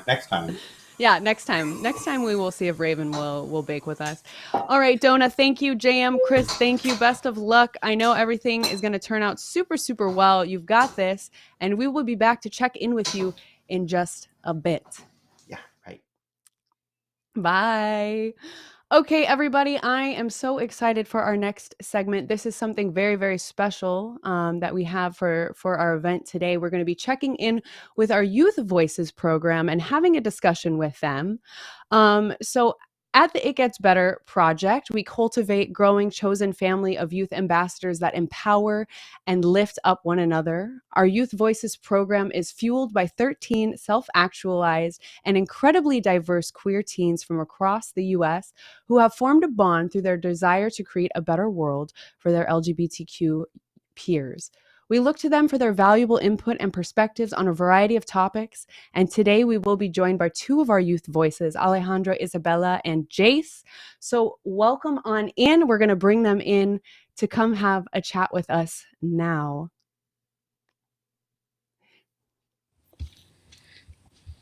Hello, Alejandra, Isabella, and Jace. Welcome in. We're so happy to have you here today. Thank you for coming to celebrate Chosen Family with us today. So please, if you could give us your name, your pronouns, and your favorite holiday meal. I'll go ahead and start with Jace because I see you on my left. Hi, I'm Jace. I use he, him pronouns, and I think my favorite holiday meal is probably the cinnamon rolls that my family makes every morning, or every Christmas morning. Oh, that sounds absolutely amazing. Alejandro, Isabella, hello, welcome in. Please, your name, your pronouns, and your favorite holiday meal. Hi, good afternoon. My name is Alejandra Isabella Jimenez. I use his, her pronouns, and my favorite holiday meal is probably the cheese empanadas that my abuela makes on also the holiday mornings. Oh my gosh, empanadas are always a good idea. That sounds absolutely amazing. I'm They're happy that you so both good. have like a meal that you have every year that you share with your family. That's amazing. Now, we would love to learn a little bit more about the Youth Voices program. So, if you both could tell me about it, what is the Youth Voices program and what does it mean to you both? Do you want me to start? Sure, Jace. Yeah, let's do that. We'll have Jace start and then we'll bop around from there. So the It Gets Better Youth Voices program is a really cool program with how many kids do we have? Like 13 or so youth from around the country and the world who kind of come together and talk about what the youth need from the LGBTQ plus community. We advocate for a lot of stuff. We do streams like this. We make content for It Gets Better, and we have a lot of fun. Um, trying to help fellow youth around the world and the country to feel like they belong in the community. That's amazing. Alejandra, Isabella, now tell me about your experience with the Youth Voices program so far. So my experience with the Youth Voices program has probably been one of like genuinely the best things that has ever happened to me. I think that something especially that I don't think Jace quite mentioned is that how much of just like such a together feeling that the It Gets Better program has brought me. I think that just like what Jace said about like we do like a lot of live streams and we talk a lot. I think that's probably my favorite part because it's always such like almost an awakening experience seeing how the impact that the youth voices have on other kids that are queer like us. I think it's just such like there's not really any words that I would use to describe it. It's just I'm so blessed. Yeah, Yeah. absolutely. I mean, I think about when I was younger and I didn't have anything like a Youth Voices program or really know of any other youths who were kind of feeling the same way I was and going through the same things that I was. So I'm so happy that the Youth Voices program exists, that you're both a part of it, and that you can tell us about it today. Now, Jace, how did you get involved in Youth Voices?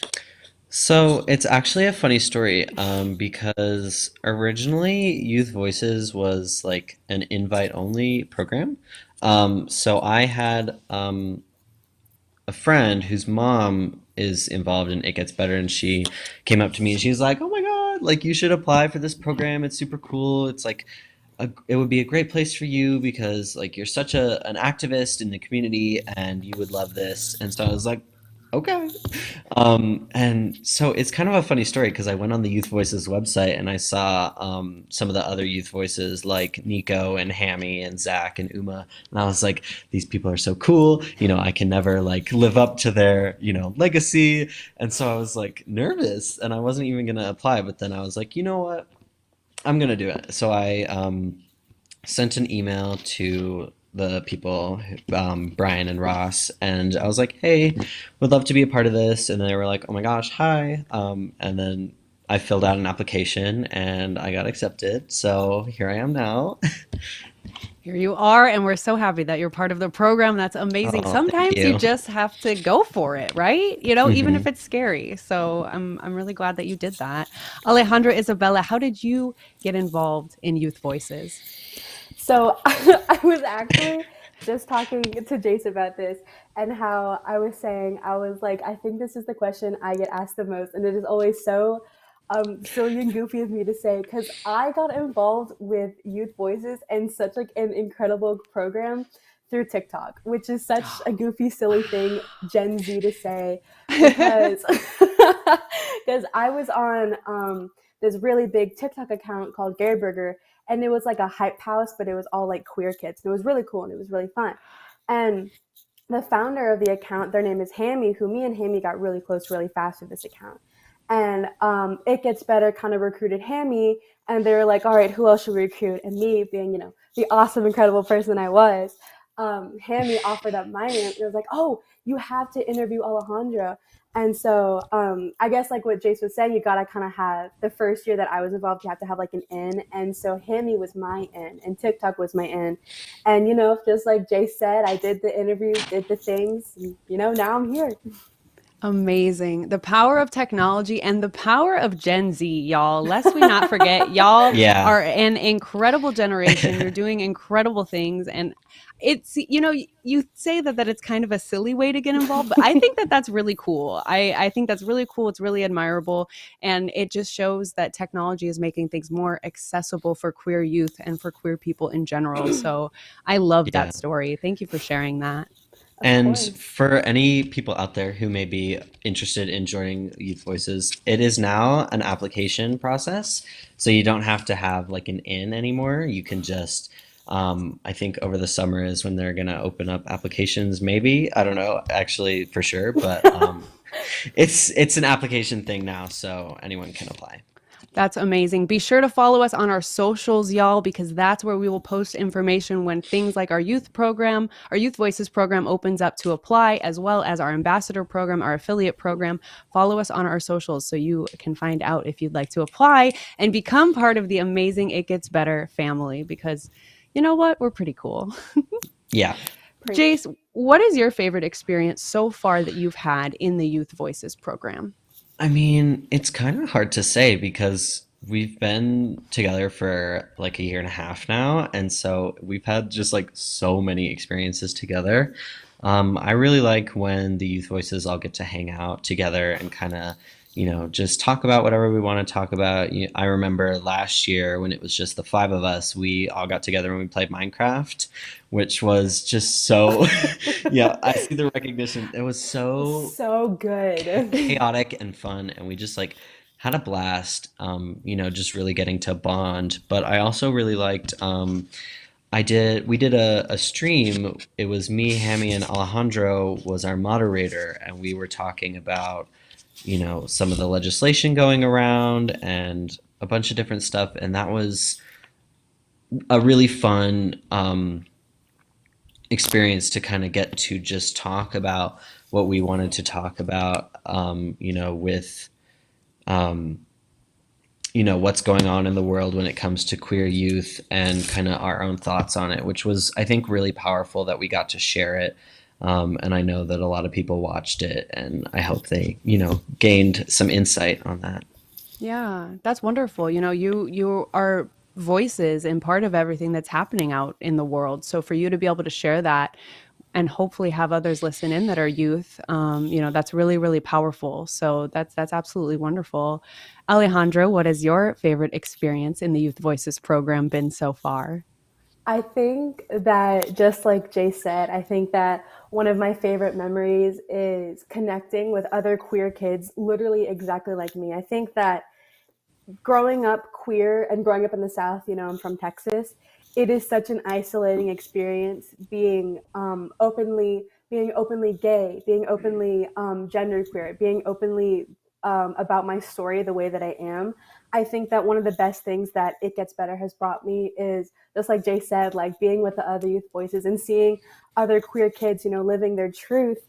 I think that one of the best things that within like the kids that brought me is, I remember one of my own little story is if y'all remember Among Us, all of the original five us, we all got together and we like played Among Us, and it was, I think it's like cringe to say Among Us because like now Among Us is like cringe, but I think that experiencing life with almost my team and like my family by my side, it's experiences like that, and then also like publicly I think one of my most favorite things I've done recently is this past summer I was on Disney Channel and I spoke on one of their segments, and I know it's like my thing I flex That's about so all the time. cool.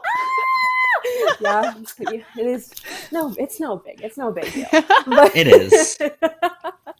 but yeah, I was on Disney Channel and I spoke about, being queer and being gay and growing up and how to be like a good, strong ally. And I think the Disney Channel thing, and then we also, us five spoke. When I say us five, I mean like class of 21, I think. We had spoken on an ATPE panel, American Texas Public Educators. And, I'm from Texas, so I had moderated the panel.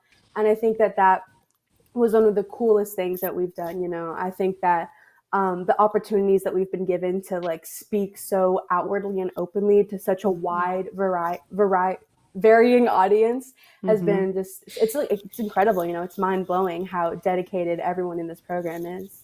Yeah, absolutely. I have goosebumps. I really do. Y'all are amazing. And I look up to you. So that's absolutely wonderful.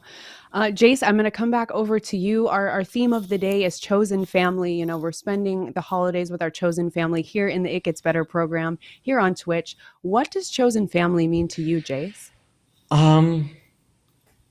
It's an interesting question because, chosen family is different for everybody. But for me, I think it's surrounding yourself with people who, I always say people who think you're funny, people who love you, people who support you, people that you enjoy spending time around, and you can really like be yourself around them without having to really worry about like, oh, I'm the only gay person here, or oh, I'm the only trans person in this space. It's a group of people who make you feel comfortable, and you can have a fun experience just hanging out with them. I think that's a lot of what chosen family is for me. It's finding those people who you really click with, and you can just have loads and loads of fun with them, and not have to worry about something that may be bothering you at home.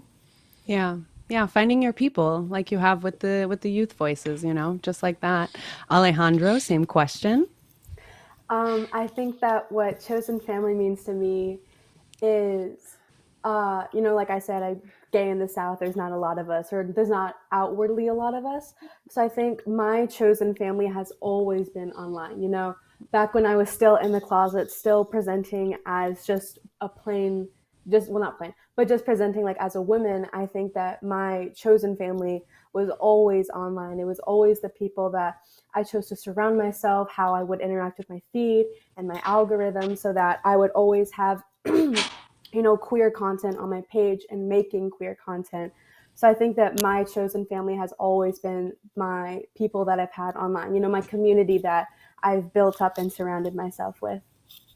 Yeah, absolutely. My chosen family is very much online as well, and I'm so happy that we now have all of these platforms and these tools in which we can build a chosen family community, and curate our feeds to be queer. That is so powerful, and I think often people forget that you can kind of curate your feed and curate the experience that you have online to be whatever you want it to be. So make sure it's filled with queer joy and queer love, because I promise you it'll make your day better. Now, Jace, in 3 words, this is fun. In 3 words, what does your chosen family look like? I don't know. I was trying to think of words before Words this. are hard. I might have to go over 3. That's fine. I would say big. I have a lot of people. I'm really lucky to have a lot of people who support me. People, online and, in my hometown, which has been really great. I would say determined. I have a really big activist family, which I've been super lucky to have.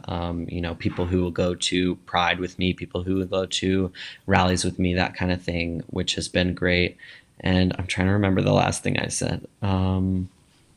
We were practicing backstage. Yeah. Y'all are doing amazing. You're killing it. Maybe loud. I don't know. Me, queer teenagers, we love to scream and and sing songs and stuff like that. So I think, big, determined, loud. I would say funny again. That's a very important trait for me. I love um, those. Those are yeah, great. Thank just you. super awesome people. Yeah, absolutely. I love loud. Loud is a good one. Loud and proud. It's okay to be loud and proud, and don't let anyone tell you otherwise. Hmm. Alejandro, 3 words or a few words on what chosen family means to you. See, is it cringe if I say it gets better? No, it's not cringe at all. It's beautiful. Well, that's what I choose then. I'd Thank Oh my say you. my gosh. chosen family is definitely It Gets Better. I think that It Gets Better, has provided me with this voice and this family, like I keep saying it, but the theme, that's what It Gets Better has brought to me. And it's given me my family. It's not just the original 5. It's not just our what's it called, like our leaders like Justin and Ray, and it's not just all the new kids this year. It's this beautiful community that It Gets Better has curated online. And then this beautiful thing that they've done is inviting me into their space and giving me their platform to share who I am. I think that specifically is what chosen family is always going to mean to me. Yeah, I agree. that's beautiful. I try. Alejandra is ready with all the good words today. I Oh my love gosh. it. I And You love you would were it. never know nervous. You're English was showing my me second up. language. You would not. You wouldn't. You would That's never know. talent, baby. That's I talent. try. Oh, it's no biggie. All right, Jace, I'm coming back over to you. What advice would you give to young LGBTQ folks watching who are trying to create their chosen family? I mean, we kind of already talked about this, but I would say if it's within your capability, get online. There are so many people out there who are like you, who are looking for friends, who are ready to be there and support you and, you know, have, great discussions and make you laugh and make you cry and, you know, all that good stuff, all that emotional stuff. I think it's really easy to find queer youth online who,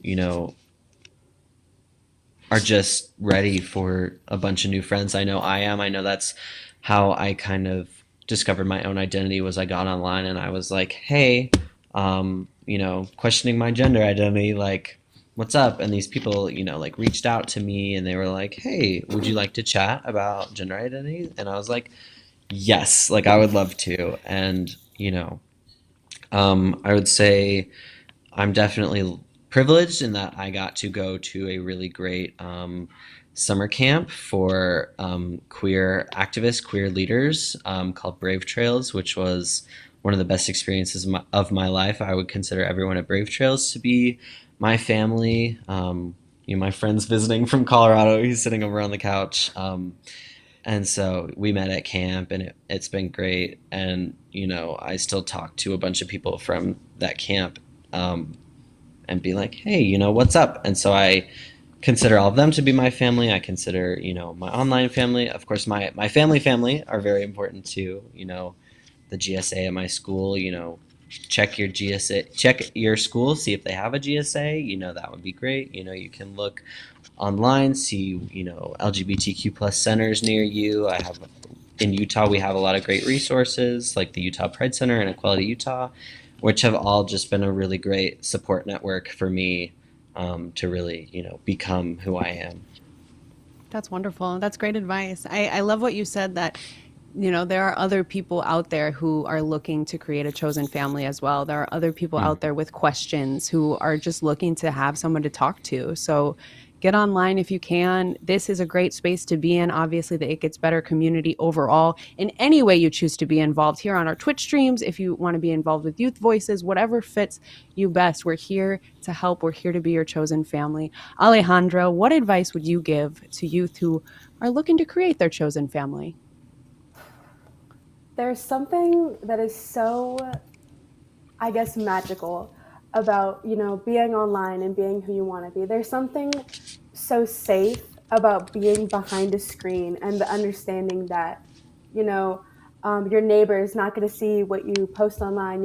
Your friends from school, they don't have to see what you post online. So I almost want to say, take that honor and do whatever you want with it. I remember like Jay said, when I was exploring my gender identity all the way in 6th grade, when I was like 12 years old, oh, middle school.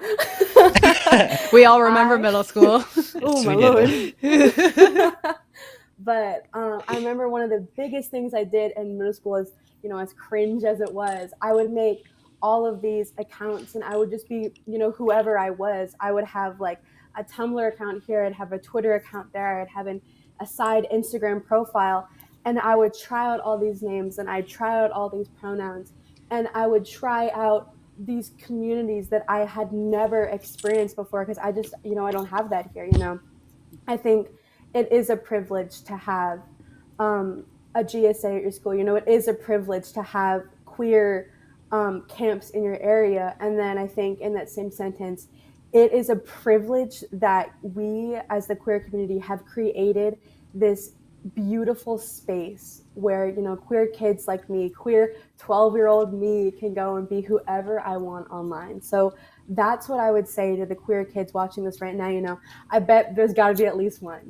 I'm talking to you, little queer kid. I'm saying that it's okay to just go and be whoever you want online because it's such a safe space to explore whoever you want to be.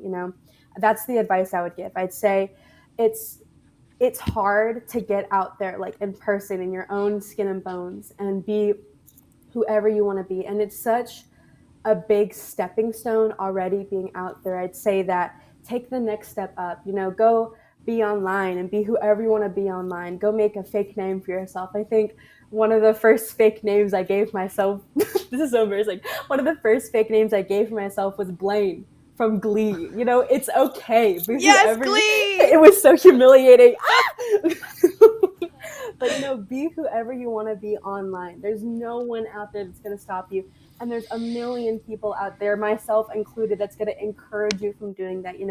I encourage you to go online and create yourself however you want to be. Build yourself up to however you can. That's what I tell all of the questioning kids that are watching right now. It's take the energy that you're feeling inside and put it into the internet. I think it's such an underrated feeling. It's awakening. It's an alive feeling. I love it. Yeah, it is awakening. It is. Use that internet buffer because it gives you a little bit of a buffer to figure things out, to explore, to play, to try names and pronouns like Alejandro said. That is such good advice. And even if you don't try the name Blaine, fill in your own name, but try them out because as someone who does not go by the name that I was born with, it's powerful to try out a name and to then eventually find one that really fits for you. There's no better feeling than that. So you know what? Yeah. Use the power of the internet. We're here to encourage you, and there are so many amazing queer communities online that will be there to catch you when you fall, when you stumble, and when you need encouragement, just like the one right here. Jace, okay, this is kind of a tough question, but you both give such amazing advice. I do want to ask it. What advice would you give to younger LGBTQ folks watching who don't have access to their chosen family during the holiday season? Yeah, I know that the holidays especially can be difficult. Spending time maybe with a family who may or may not be supportive of you can be really difficult, or feeling like you have to hide who you are when you go home is a big stressor for LGBTQ plus youth. And so I definitely acknowledge that a lot of folks don't have access to their chosen family, which is really hard. And that is, a genuine problem, which is why I think it's great that we have, the It Gets Better project, helping out and letting people, watch these Twitch streams. I think that you can find a lot of stuff online. Like one of my favorite websites is called Your Holiday Mom, which you can write them a letter and they will write you a letter back and they'll post it on your website. So one of them is, dear holiday child, are you eating? Are you drinking water? Are you resting? Telling stories about their own family, which is a great resource for LGBTQ plus youth to kind of, if they, need someone who feels like a parental figure, can go on there and, and really, you know, feel like they have a family who supports them. You know, trans Santa for people who, you know, may need things during the holiday season, like binders or, you know, other products. Trans Santa is a great organization for that. You know, finding people to support you is really important. So, and I think, you know, like we've been talking about, going online, you can find like hundreds of thousands of, you know, organizations and people online who are willing to help you out or just chat or, you know, give you support wherever you need it. I think that is a really important thing. And I think for people who don't have access to the internet, I would say that's tough. You know, kind of, I would say take some time for yourself. You know, make sure that you are, you know, giving yourself self-care. You know, doing a self-check and saying like, what do I need right now? You know, do I need to, you know, take a shower or, you know, eat some food or, you know, read a book with a queer character in it to make myself feel better. I think those things are all very important and necessary if you don't have access to your friends or your family during the holiday season. Yeah, absolutely. And one more time, I think that was Your Holiday Mom and Trans Santa. Is that those Yeah. resources? Yeah. Okay, those are great. I haven't heard of those, so I do want to share those with my community. Those are wonderful. Thank you, Alejandro. What advice would you give to LGBTQ folks, to any queer youth who might not be able to be with their chosen family during the holiday season? I want to say, I see you, you know. I see you, I hear you, and I was you. There was a point in my life where I was the queer kid that didn't have the chosen family. You know, I was the queer kid that didn't have anything. I was the queer kid that didn't have all these resources. You know what I mean? And there's so it is so hard living that kind of life. So I just want to say I hear you and hang on. You know what I mean? Like I said, I was that queer kid, and I still am that queer kid. You know, there's still a part of me, and it's like I am that queer kid that, you know, still gets that still gets nervous in group settings, like introducing myself as Alejandro, still gets nervous in those group settings, saying I identify as trans and then not looking like the conventional trans person, you know, and I get that and I understand that. And I want to say, hang on, you know. I know there's a kid out there watching, and I'm like looking right into my camera. I'm looking at you. I'm looking at you. I know there's that queer kid there, and I know that it hurts. I know that it is so hard not living your truth and not living how you want to, but you will. And I know it's hard. And I know it's hard because I was there once. You know, look at me now. What? I was on the Disney Channel? Who would have thought? That's you know? right. But it's hard, and I hear you. And it's, hang on. You know, the 3 H's. It's hard, hang on, I hear you. Know that you're not alone, and you are never alone. You know, even if it feels like that, because I know what it feels like, you know.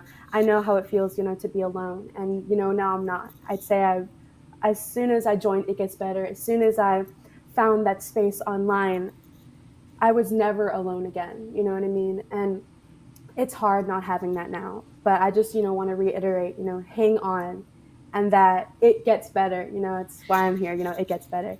And we're not lying. You know, it does get better. You are going to live your truth one day, even if it's not now, even if it's not tomorrow, even if it's not next week.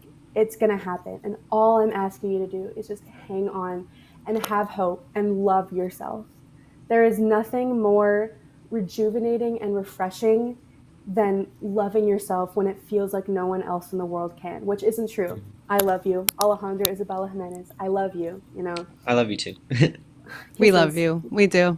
Yes. Thank you, Alejandro. It does get better. You know, I know that sounds quippy, and obviously it's the name of our organization, but we're all here to tell you as queer kids, former queer kids, some of us, that it does get better. And if you're looking for your chosen family this holiday season, well, guess what? We're right here. So, stay with us here on the It Gets Better channel. Follow us on our socials.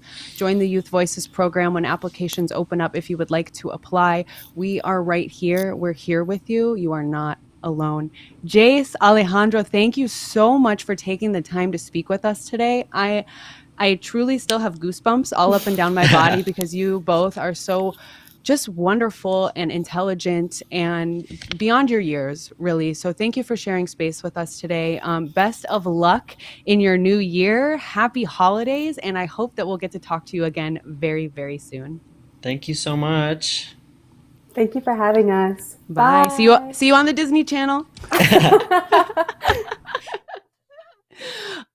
Oh, that was absolutely amazing. Oh, I really am just kind of shaking because as someone who also grew up in a place where being a queer kid was not really a thing, I lived in the Midwest when I was young, like Alejandro, and I didn't have queer spaces to belong to. I didn't have chosen family yet, and it was really, really hard. So to know that there are so many amazing queer youth out there who are going through the same thing and who are now banding together along with It Gets Better to make the world a more loving place, to bring youth together, it's very, very powerful. So that was absolutely wonderful. That was Jace and Alejandra Isabella from our Youth Voices program. So wonderful to speak with them today.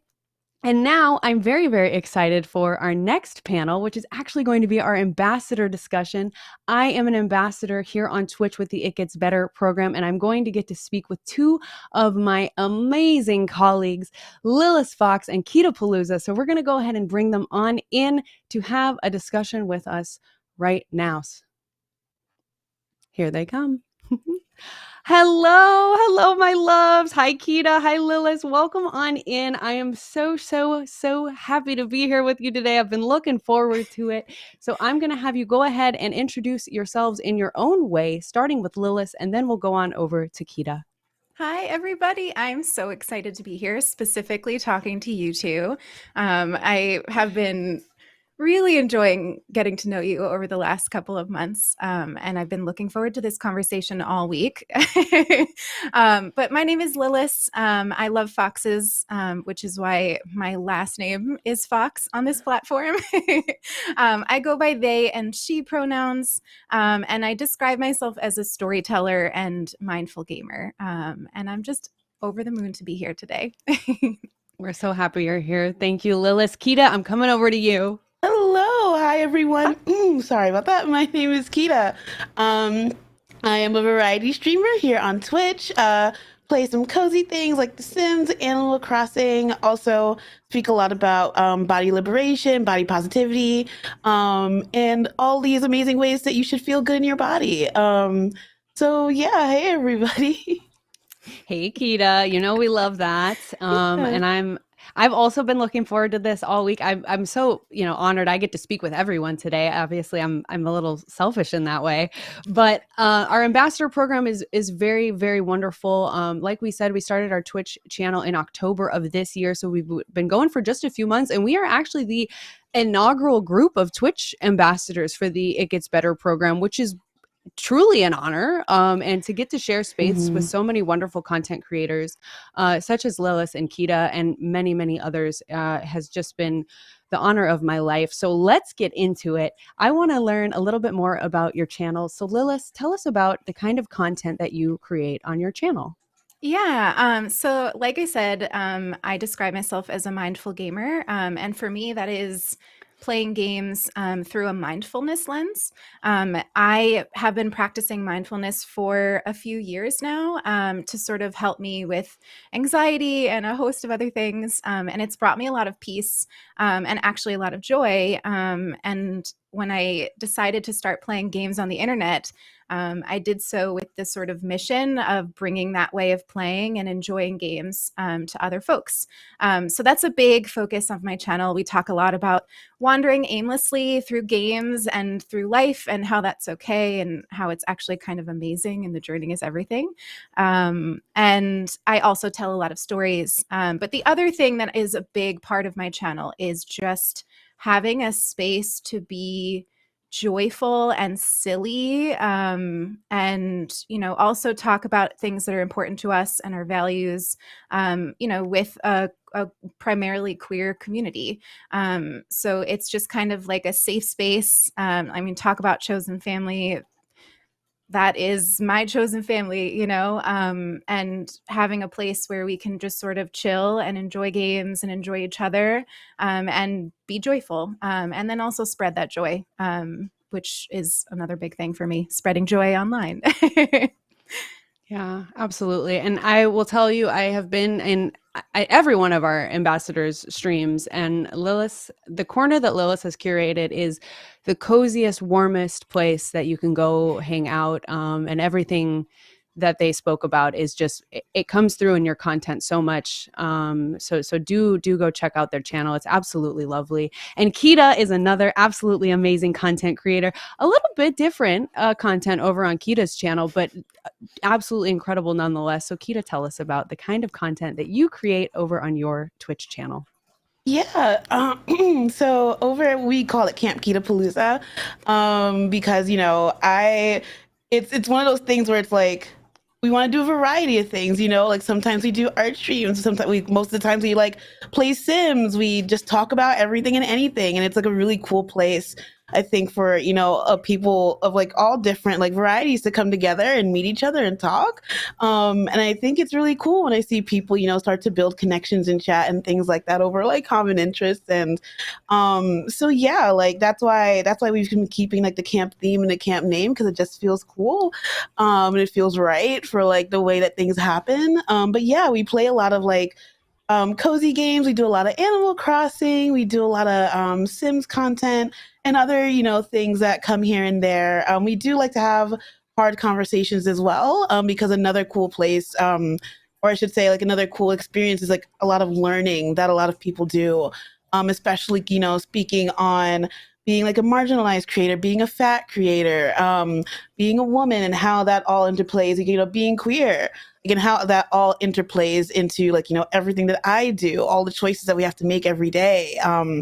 And it's really cool to see a lot of people like, oh, I never considered that, or I never thought about that, or like, wow, you just taught me like, a different perspective on things. So it's really cool to see those moments happening live, and have the opportunity and the platform to have that conversation with people, where people may not be having those conversations out loud, like, away from their keyboards, and it feeling like a safe place where people can, talk about the things that are bothering them, or talk about the experiences that they're having, and looking towards somebody else or at least other people for input. It's been really cool to see that flourish and to see that continue to grow. And I hope that like, over time that just people continue to come have fun, and feel more comfortable as time goes on. So yeah. Yeah, absolutely. It's like summer camp vibes, right? That's Camp Yeah. Keto Palooza. And what I've always loved about that is I remember going to summer camp. I was a summer camp kid.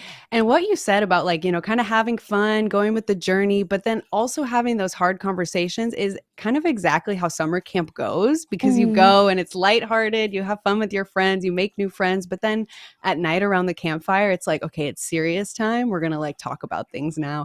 And that is like absolutely the vibe of your community and your content. And it's absolutely amazing. So go check out Kita. I know we have links for everyone going in the chat. So be sure to click on those and give everyone a follow. Lilith, I'm coming over to you. What are you going to be up to on the It Gets Better Project Twitch channel in the upcoming months? I have been having a blast on the channel. The last two streams that I did were kind of game focused. I was playing some Dead by Daylight. I played some Animal Crossing, and it's been so much fun. But I've been, for the next two that I'll be doing in January and in February, I'm actually going to be shifting focus a little bit and instead having some conversations. So I'm actually currently, working on getting some folks to come onto the channel and have conversations with me about a variety of topics. And I think the biggest reason that I want to do that is that I think there's something really, really special about the It Gets Better project and the storytelling component of it. And I feel like I've done a pretty solid job at telling my story so far in the first 2 streams, but now I want to have that sort of magical moment where 2 or maybe a few people get to sort of exchange their stories together, and watching that connection and learning, watching me learn live on stream from some of my friends and contacts. My cat is being a lot right now. I love it. Kitty. Look at the Cats are always baby. welcome here. Always. He's like, excuse me, why am I not on your lap? But yeah, so I'm really, really excited to be having some people on the channel with me to have some, silly but also deep conversations about a variety of things. So that's going to be my focus moving forward, and I'm just so over the moon excited. That is so exciting. I'm very much looking forward to your upcoming streams. Kita, what do you have planned for us in the new year on the It Gets Better channel? So I think we're going to be mostly continuing some Sims content that I've started. Where last stream that we did, we started building our chosen family and started talking about how, like, there are so many people that can come together in one house. Like, you don't have to, always live with your family if you're not able to. Like, you can live with your friends, your partners, whatever, like, your ideal, like, happiness looks like. If you don't have it now, you can like create it yourself. And so we started creating that family in The Sims. And I think we're going to continue. We're going to continue that journey in the new year. And something that I'm really excited about is something that I've also been wanting to do more research on. I've just started doing so, is talking about all the different pride flags and what all the colors mean, and how we're going to like do some building in The Sims, like, and color coordinate all the rooms to different pride flags and talk about them and really get to know what they mean and the significance. So I'm really, really excited about that stream in particular.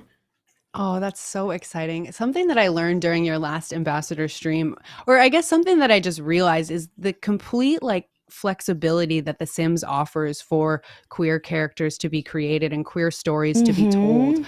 I haven't played The Sims much since middle school when it was much different. But now the way that it exists now, it's like you can really completely make it your own. You can create any queer character you want, any queer family. And I think that that is such a beautiful way to storytell. So I'm very excited for your upcoming Sims stream, because you learn something new every time you watch that game. You really do. Yeah, and I think something that's really cool is, like, I think they're starting to adapt, like, as time goes on, as people get louder. I know that the concept of pronouns has been brought up, so I'm hoping that they implement that in game in 2022 or soon to come, which will be even more incredible into customizing who you can be.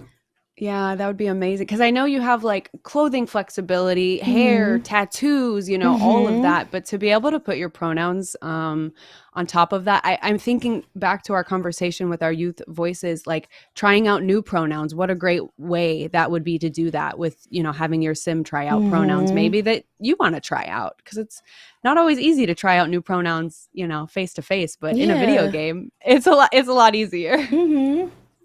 Oh, that's wonderful. So how do you nope, I'm getting ahead of myself. I'm so sorry. Lilith, why do you think it's important to have spaces on Twitch for LGBTQ folks to come together like we are today? There are so many reasons. I think one of the most important things that online community sort of did for me, or continues to do for me truly, is exposure to things, exposure to language, exposure to history, that I just frankly wasn't learning in my life. I grew up in a very conservative area. There were next to no queer or trans people in my life. I didn't have any role models. And I had actually, instead of role models, this sort of narrative that it was not okay to be queer, or at the very least that it would make my life tremendously difficult, and that it wasn't worth it, truly, is kind of the messaging that I got through most of my childhood and adolescence. And it was, places like, I feel like people are gonna laugh, but it was like Tumblr, like Tumblr taught me about what it meant to be queer, what it meant to be a feminist, what it meant to be, trans. It gave me like vocabulary to describe myself. And then in that, it also gave me community, and I found like-minded people who were exploring the same things as me. So I think one of the biggest things that online communities offer is just exposure. And that is huge, truly huge. And then I think this was sort of touched on earlier in the stream, but like the ease at which you can sort of express yourself online that just doesn't exist in like, is it you, Kita, that says away from keyboard instead of IRL? Is it you that says that? I love that. I literally love that. Because this is IRL, but it, like I can, in all of my online communities, I have my name and then my pronouns like right next to it, and so I don't have to consistently come out to have my pronouns respected. I don't consistently have to come out to, and like explain them. Whereas like IRL, away from keyboard, a lot of spaces, I just don't even come out in that regard because it takes more energy than I often have to give. And I think that protecting that energy is really, really important. I don't think you ever need to feel like you need to be out and explaining yourself in every space.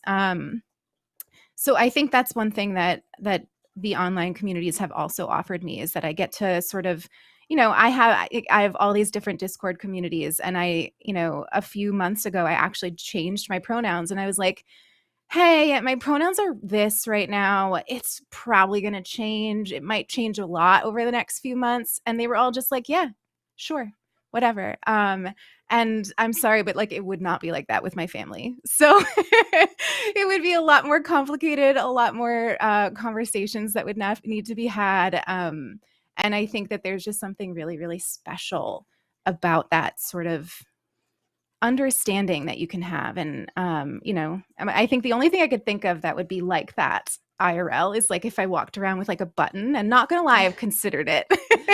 Like a button that says like my pronouns, my sexuality, like important things to know about me.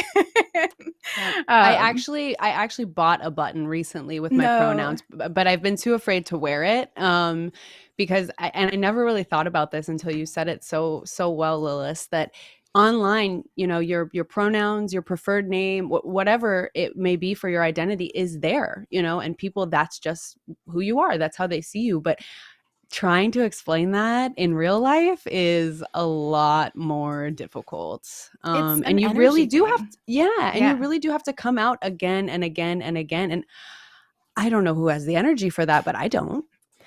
Yeah, especially in spaces where it's not just a like coming out, it's also a bunch of questions like, okay, but why does that matter? And, what does this mean? Like, just so many like questions that often follow, at least in my spaces IRL, that I just don't always have the energy for. And I don't want to have the energy for them. Right. And nor should you feel obligated, I don't think, because that's something that's great about our journeys, is that we get to decide where we want to put that energy, where it serves us best, where it brings us joy and comfort and validation, and if there's a space in which that's not happening, don't feel obligated to give that energy. It's kind of scary. It's kind of scary, I know, but that's something I have to constantly remind myself of, and that's totally okay to do. Kita, why do you think it's important that we have spaces such as this one here in our It Gets Better community for LGBTQ folks to come together? Yeah, I mean, everything that Lila's just said is honestly spot on. It's true.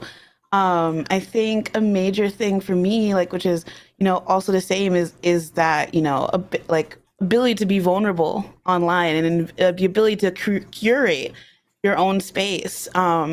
And, you can build it to be what you want it to be. If somebody disrespects your boundaries, you can totally, get rid of that person if you want to. You know what I mean? Like, you can build up your chosen family within Twitch, on the internet in general, because like the same with Lila's, I also got my start on like Tumblr, and that's really where I also start to figure out like, like what being bi meant, like what, like, queerness truly meant. because I grew up in a very heavily Christian household where they said a lot of horrible things about gay people and queerness. And it just made me feel like there was something wrong with me, when in actuality, like, that is totally not the case at all.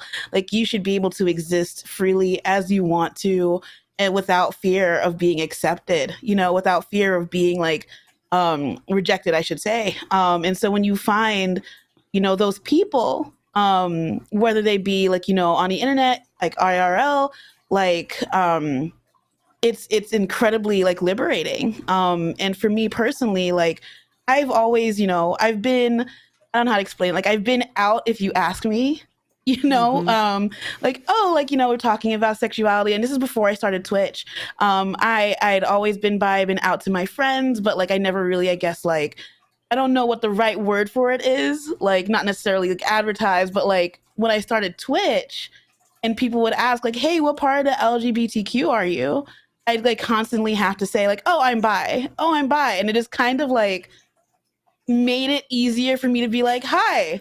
That's why now my tagline is, hi, my name is Kita, I'm Black, I'm bi, and I'm ready to cry. And it's so nice to meet you, because I just kind of like get it out of the way. Like, yes, this is who I am. And now like, it just feels more natural and easier for me to say like, yeah, I'm bi. Hi, how are you? Like, just kind of like talking, like when it comes up in conversation, is so much easier.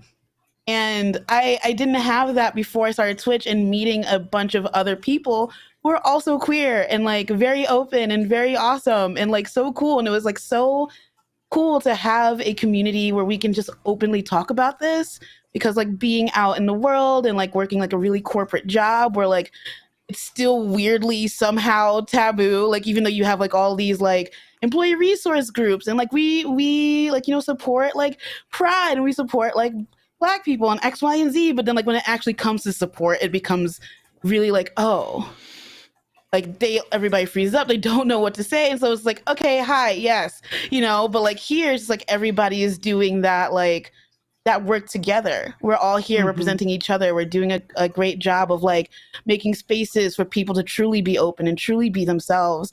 So like, even if you're out in the world and you don't have that space necessarily, you can come home, turn on your computer, and you have the place that makes you feel comfortable.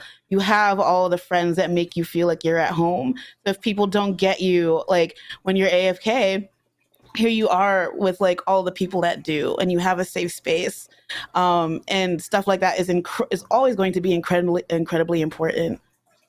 Yeah, absolutely. You've both made me think of a few things. One, I think we've learned today that Tumblr is just part of the queer experience. Yes. We have to just say that, there were many of us growing up who were on Tumblr learning things. So thank you, Tumblr. Shout out to Tumblr. And two, something that you brought up, Kita, that I think we should discuss is disrespecting boundaries when it comes to being LGBTQ, and when it comes to coming out, and when it comes to going on your journey. How do you go about this, both online and away from keyboard, Lilith? It has been a journey, and it'll continue to be one. Yeah. Kita, I was thinking when you said that how you start off is, proclaiming that you're bi.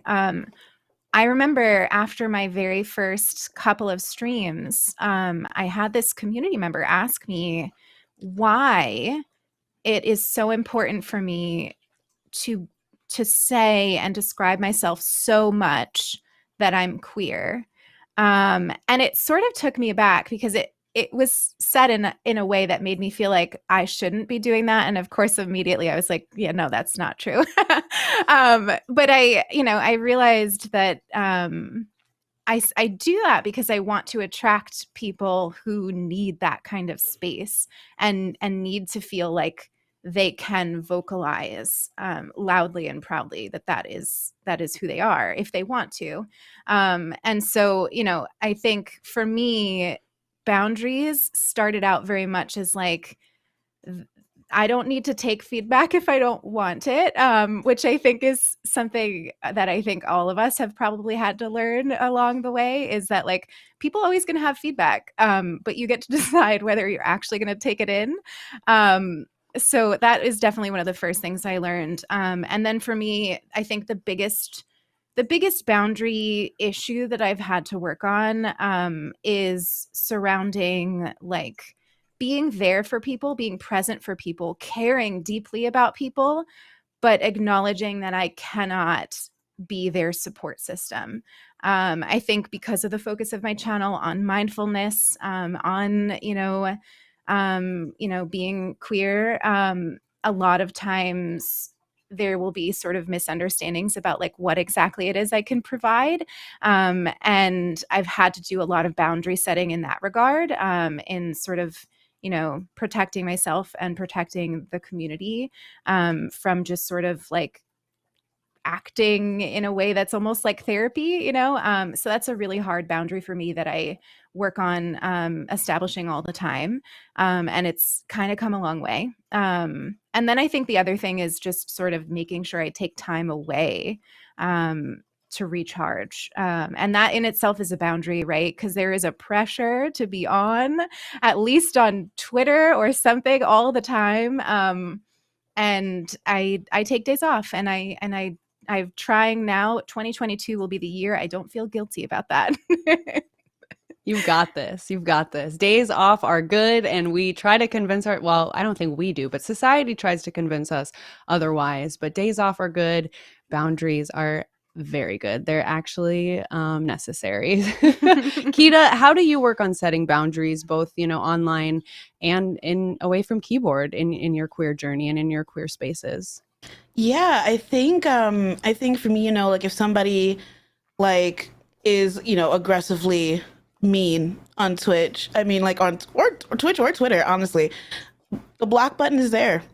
It is. I have used it a lot more liberally as I've started to be more myself and like more open on the internet. Like as if you like breathe in the wrong direction towards somebody else, like saying something mean about pronouns or like anything just out of pocket, block button. It is a liberating tool, and sometimes people feel bad for using it too liberally. Like that is what the function is there for. Always protect your peace. You have to protect your peace in order to be, I feel like, a content creator and like find those ways, to like make yourself feel more comfortable. Because there are so many people that are going to try to make your life so much harder than it should be.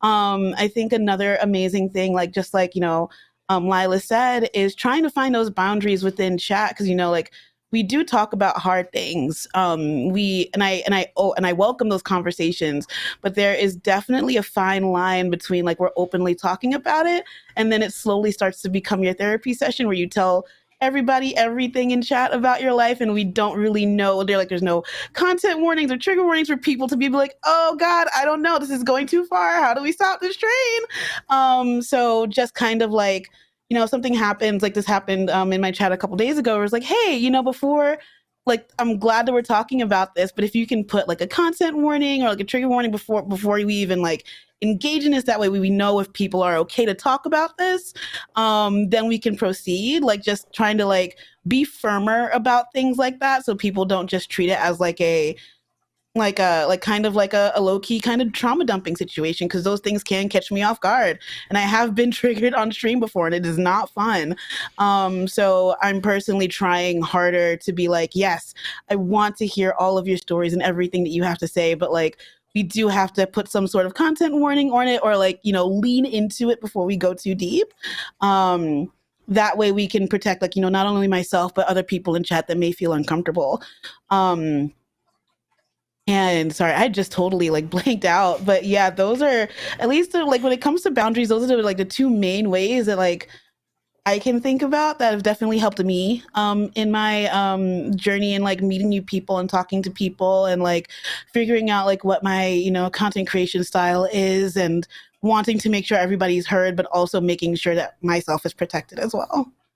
Yeah. Absolutely. Protecting your peace, I think, is just, you have to put that front and center in your mind when you're thinking about boundaries and when you're thinking about opening yourself up to the world, because we are being vulnerable, right? Talking about our experiences as queer people. And we're still going on those journeys. Yes, we're here on the It Gets Better channel. We are ambassadors here on Twitch. We're so proud to be here, but we are still on our journeys. We don't have all the answers yet, and things can be upsetting for us. So, when you're joining these online spaces, when you're joining these chosen families online and out in the world, just remember that you're dealing with real people with real feelings who are also still on their journeys. So just go at it with kindness. And it's always okay to ask questions. It's always okay to say, I don't know if I can talk about this. Would you be okay with this? And see if they're able to take that on, because we want to respect everyone's boundaries and we want to make sure everyone feels comfortable, even in a chosen family situation. Absolutely. Thank you both. That's amazing, amazing advice from two of our ambassadors. Now let's get a little festive. Lilith, how do you celebrate the holidays? How are you celebrating this year? So I feel like I've been talking to the folks around my chosen family, and I feel like this year the holidays just came like so fast, and They did. I started to feel a little guilty that I didn't have a ton of emotional and like physical energy to put into them, and then I just sort of like took a step back and I was like, you know what? Like that is not the point. I don't need to be baking 20,000 different kinds of cookies and like going out shopping. Like I can find little ways to enjoy the holiday and mark it in whatever way makes sense for me. I think that there's a lot of pressure around the holidays, to be with a large family or even a large chosen family and party it up and bake all the cookies and get all the gifts. But for me this year, it's about dialing it back. Small, intimate moments. Maybe I'll bake one type of cookie and really savor it. And I'm mostly focusing this holiday on time with my partner, because she's been like especially supportive of me over like a challenging couple of months. And I just want to celebrate that. So I don't know if I actually have like a usually do during the holidays. I feel like my holidays change every year. But that's great. But definitely the highlight of my holiday, my Christmas morning, is gifting my cats a present because they just get so excited. I love that. I always try to get a stocking of goodies for my cat and my dog. And they don't quite understand fully, but when they see the new toys, they get very excited, and that's all the excitement that I need. It's just bliss. It's bliss. It is. Absolutely. Absolutely. I love that. That's beautiful. I'm also kind of dialing it back this year, so it's really nice to hear that there are others out there. The world, chaotic, constantly changing. So much is happening. It's okay if you're dialing it back a little bit this year. It's also okay if you have those family traditions and you're celebrating. Any way to celebrate is beautiful. Just celebrate with yourself and your chosen family and your family, and just have a good time. That's what it's all about. Kita, how are you celebrating this year? I am not a huge holiday person. Valid. And as she says, with the Christmas tree behind her. It's a little one. It's a baby one. I think because I spoke about my family before. I don't have the best relationship with my family. So especially with the pandemic, I haven't traveled home. Even before the year before everything started, I also opted not to go home just because it isn't a safe situation for me. So when the holidays come around, my anxiety definitely picks up a lot more.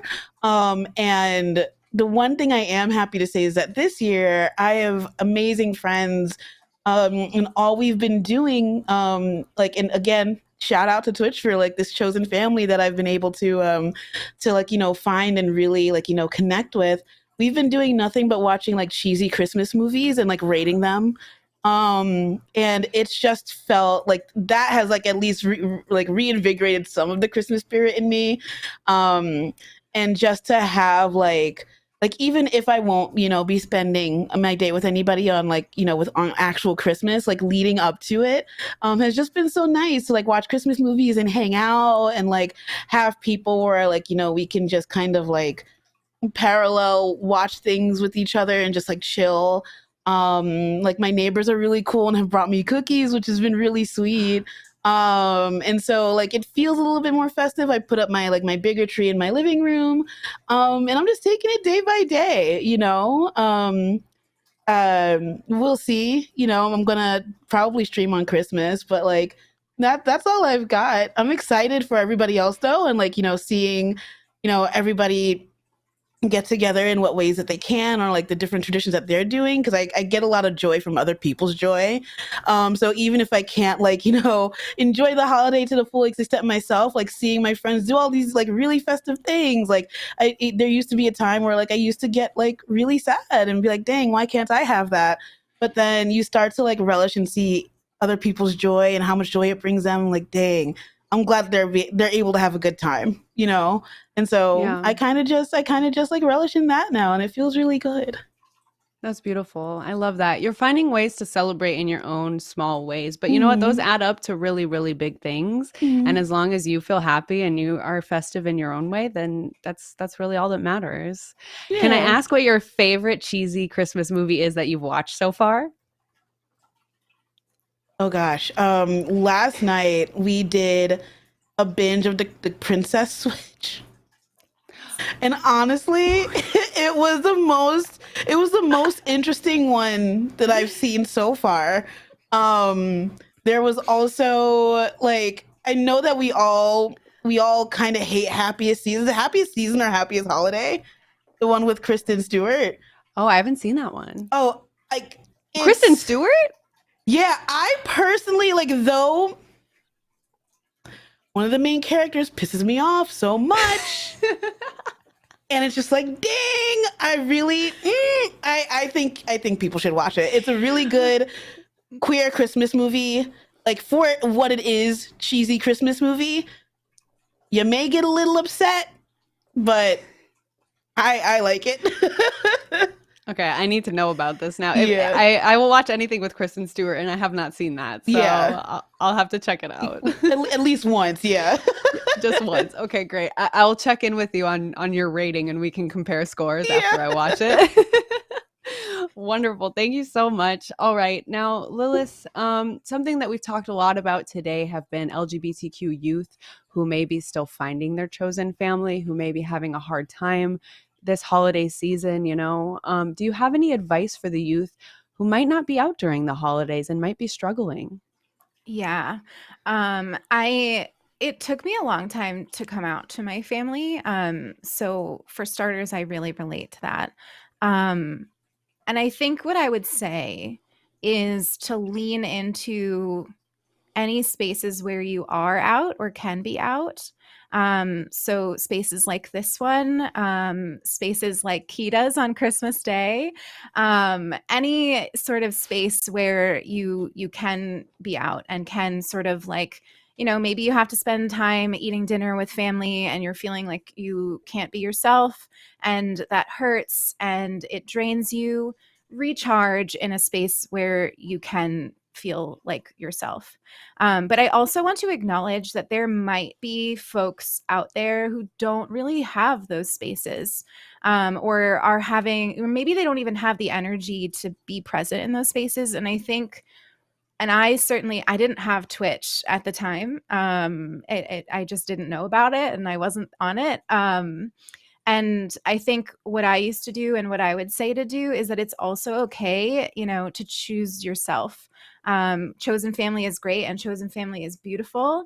But maybe some time exploring yourself, leaning into discovering who you are, journaling, reading a book with, queer characters, and finding a lot of joy in that process. And know that through that self-discovery, you will 100% at some point find your people. And I think the first step in finding your people and finding your families is finding yourself. And I think if you are just, you eat dinner with your family and you feel a kind of meh after, and maybe go into your room, close the door, read a book, and think about who you are and who you want to become.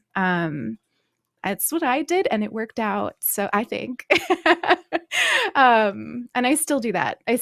When I have a hard interaction with family who just don't get me, no matter how hard I try to be like, here's who I am, love me. I will just, end up loving myself. And that is okay. Yeah, that is okay. Thank you. It's a good reminder that you are part of your chosen family. You're always going to be part of that. Put yourself first if you need to, if you have to, if you want to. It's totally okay to do that. Kita, what about you? Do you have any advice for LGBTQ youth who may not be out this holiday season? That's it's hard because I'm also somebody who isn't out to my family except for like one person, because of how strict my family is. And for me, honestly, it's having my support system like in my phone, like, just a text away, just a call away, to be able to talk about the things that I'm feeling uncomfortable about, to really have that solace and like, okay, I have to be on and spend some time with my family. This is going to be really rough. And, sometimes we have to also like defend, our communities against like, the horrible things that they can be saying, which takes a huge emotional toll, especially when they don't know as yet, like, there is a queer person in the room. Um, and like, you can't say these things in general. You just can't, so it's like trying to navigate all of those really hard emotional conversations, and just trying to protect yourself, like I said, protect your peace. It's really hard when you're in that environment. So like my heart goes out to everybody that has to go through that this holiday season. But for me, the biggest thing is just knowing that my friends are, a call away if I absolutely need them. Having like, Discord open, my text ready, just to like have a place where I can distract myself, if need be. Like Lila said, finding that safe space. So if it is going back to your room and spending some time with yourself and recharging, or like, if you have a place that you can go to take a walk or something, just to get some of that alone time to have some of that peace for yourself, is going to be incredibly important when you can't spend, 100% of the time around your family, like as much as they would love to have you there. Like it's not healthy for you. And so you need to do what's best, for your mental health. And honestly, also, like, as somebody, who is like old enough to make these decisions, myself, like, if home is not a safe space for you, you do not have to go home. And I know that that is a huge blow, to families when, they want like, their children or their loved ones to be around. But personal story, like when I first started therapy, my therapist would be like, it is the end of November and you are already anxious about going home at the end of December. Like that is not healthy. That is not okay. And so it took a lot of like courage and like talking it out to be like, actually, I'm not coming home this year. And I can't, it's necessarily like, and sometimes you may have to make up a lie.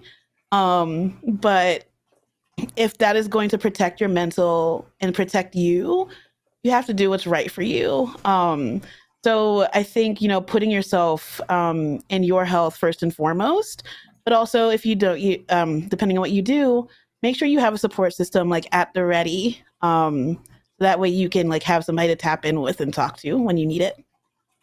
Yeah, absolutely. Thank you for sharing that with us, Kita. That's really powerful. And I know that there are so many people out there who don't want to go home, maybe don't feel safe going home. So just knowing that that is okay. It's not going to be easy, but it's okay to just stay home and protect your peace if you need to do that. Thank you so much to Lilith and Kita for joining us for this amazing panel today. I look up to you both so much and I always enjoy sharing space with you. Thank you, thank you, thank you. Thank you. You're incredible. You're both incredible. Yes. Everyone here is incredible. That's all we've learned today. We will throw their links in the chat again. Please be sure to follow two of our amazing ambassadors, Lilith Fox and Kita Palooza, over on their Twitch channels. They will be creating content there as well as here on the It Gets Better channel in the upcoming new year. So be sure to look out for them. They're going to be amazing. Thank you again so much for joining us. Happy holidays to you both. I'll talk to you both very, very soon. We're going to go ahead and take a short break before our next segment, and we're going to go see what our friends at the It Gets Better Project Mexico have been up to. So we will be right back.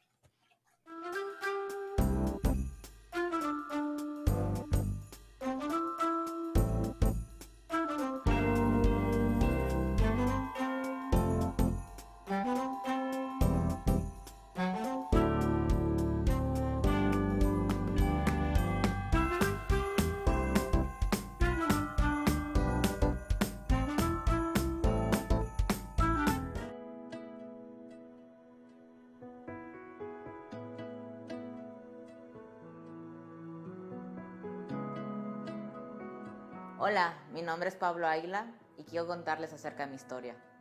Yo soy un hombre trans que salió del closet a la mitad de mi carrera de psicología. Y justamente por ser la carrera de psicología, yo pensaba que iban a respetar mi nombre y mi pronombre simplemente porque sabían del tema. Y no fue así. Un día, me acuerdo mucho que una maestra se negó rotundamente a hablar con mi nombre elegido y mis pronombres también. Me acuerdo ese día donde quería llorar enfrente de ella, entonces salí del salón. Y una compañera me siguió y me dio palabras de aliento que la verdad para mí fueron totalmente inesperadas. Después de ese día, todo mi grupo, mi salón comenzó a respetar mi nombre y mis pronombres y eso hizo que se hiciera un espacio seguro para mí, donde me sentía respetado y validado por ellos y ellas. Y justamente quiero decirles acerca del poder que tienen las palabras, que puede tanto una sola palabra hacer la diferencia entre respetar o no a la persona. Ahora que soy psicólogo graduado, siempre intento crear espacios seguros para mis pacientes. Y esto lo hago de forma en que en la primera sesión yo les pregunto cuáles son sus pronombres. Esta pregunta quiebra el hielo y hace que la persona se sienta validada y respetada. Y quiero decirles lo importante que son estos espacios seguros, porque en la comunidad trans justamente a veces son discriminadas hasta en sus propias casas. Esto justamente repercute en la salud mental de las personas trans. No simplemente digo que los espacios seguros sean en el consultorio del psicólogo, sino también en restaurantes, en lugares de recreación, etc. Y esto puede ayudar a empoderar a la persona y a cuidar de su salud mental. Y quiero decirles que justamente todo esto va cambiando, que este tema se está hablando y que estos espacios se van abriendo. Y quiero decirles también que todo mejora. Gracias.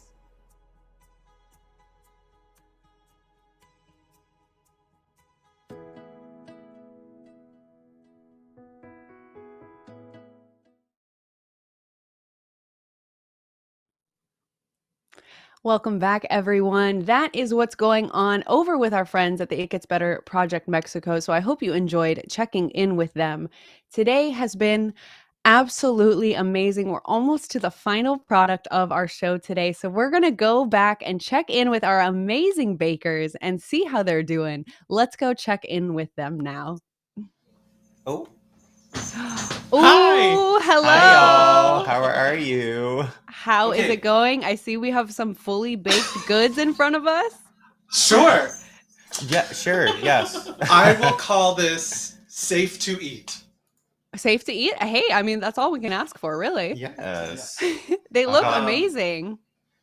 Why is my thing not working? Oh, there we go. Hi. Donuts look incredible. So what we're basically at right now is we're a little bit panicking because we're a little bit behind on time. But what we have done is we have all of our little choux pastries, and they are filled with that custard cream that we made earlier. And what we're going to do right now, very last minute, because we're professional, is we are about to put on some caramel. Caramel, yes. Caramel. Y'all call caramel. No, it's caramel. I just am from Oklahoma. Caramel. No, caramel is exactly what it is. What we're going to do is we're going to heat this up and we're going to make caramel real quick. And then we're going to dip them in and stack them up and make a tower. So we're going to literally speed run this. Can you put on the speed run tag on the stream, please? Thank you. This is baking speed running, something like you've never seen before here on Twitch. We're here to wow you. We're amazing. Congratulations to everyone involved. You all go ahead, do your thing. Everything looks amazing. We're going to let our bakers go ahead and put the finishing touches, and then we will discuss the final product once it's done. But, you know, while you're working on this, I'd love to hear about your experience of baking together. How's the process been? Listen, everybody should know and love Donna. True. Because she's everything. Yes. I'm not paying them. And Donna, what temperature should I set this burner at? So I'm putting it on a low. I'm going to quickly, actually, before it starts heating up, I'm going to stir up the sugar with this water. Because once you put the sugar, once you have, because it's kind of like amalgamate. Alexa, what does amalgamate mean? The verb amalgamate is usually defined as to mix or merge so as to make a combination. Oh my god, I'm so blend, smart. unite, Oh my god. Okay, combine. Alexa, stop. So I'm amalgamating this caramel, this water with this sugar. And what We're it's going to learning. do, we're learning together, exactly. So I'm just mixing this up real quick before the heat really hits it, because we basically want this sugar and water to dissolve. And what this is going to start doing once we start heating it up is it's going to start making caramel. However, and I said this earlier, once it starts heating up, we are not allowed to stir it, because if we agitate this mixture, it will start to crystallize, and we don't want that to happen. We want to make sure that it is untouched and left to heat up. So I'm turning mine up now to about, okay, y'all, I don't know what your oven is like, what your stove is like. Mine's got 1 to 5 and then max. I'm putting mine up to about a 4 because I'm putting it to a 5 because I want to speed run this thing. But what we're basically doing is, since we can't touch this sugar, as it will start to crystallize if you agitate it, I have a brush with some water, and what that's going to do on the side of the bowl is that will prevent the sugar on the side to burn, because we're basically washing it right back in there without agitating the mixture that is in the pot. Don't agitate, everybody. No agitating allowed. No agitating donut. Thank you. Okay. Too late. No, I'm kidding. But honestly, honestly, these two can bake. Can I just say, you did not sell yourselves well enough. Y'all are doing great. That's very kind of you. Your oven was being a bit struggle bus, but that's the oven's fault and not yours. It really is. We can blame the oven. Blame the oven. Blame the edit. Yeah, it's not your fault at all. Not your fault. Honestly, though, if we can do it, and we kind of did it, you can do it. Absolutely. It was just a couple short hours ago that I accidentally turned on my gas stovetop with my rear end. And look at you now. A new person. You've come so far. You've just come so far. Absolutely. How long does a caramel usually take? Oh, oh god, do we have time?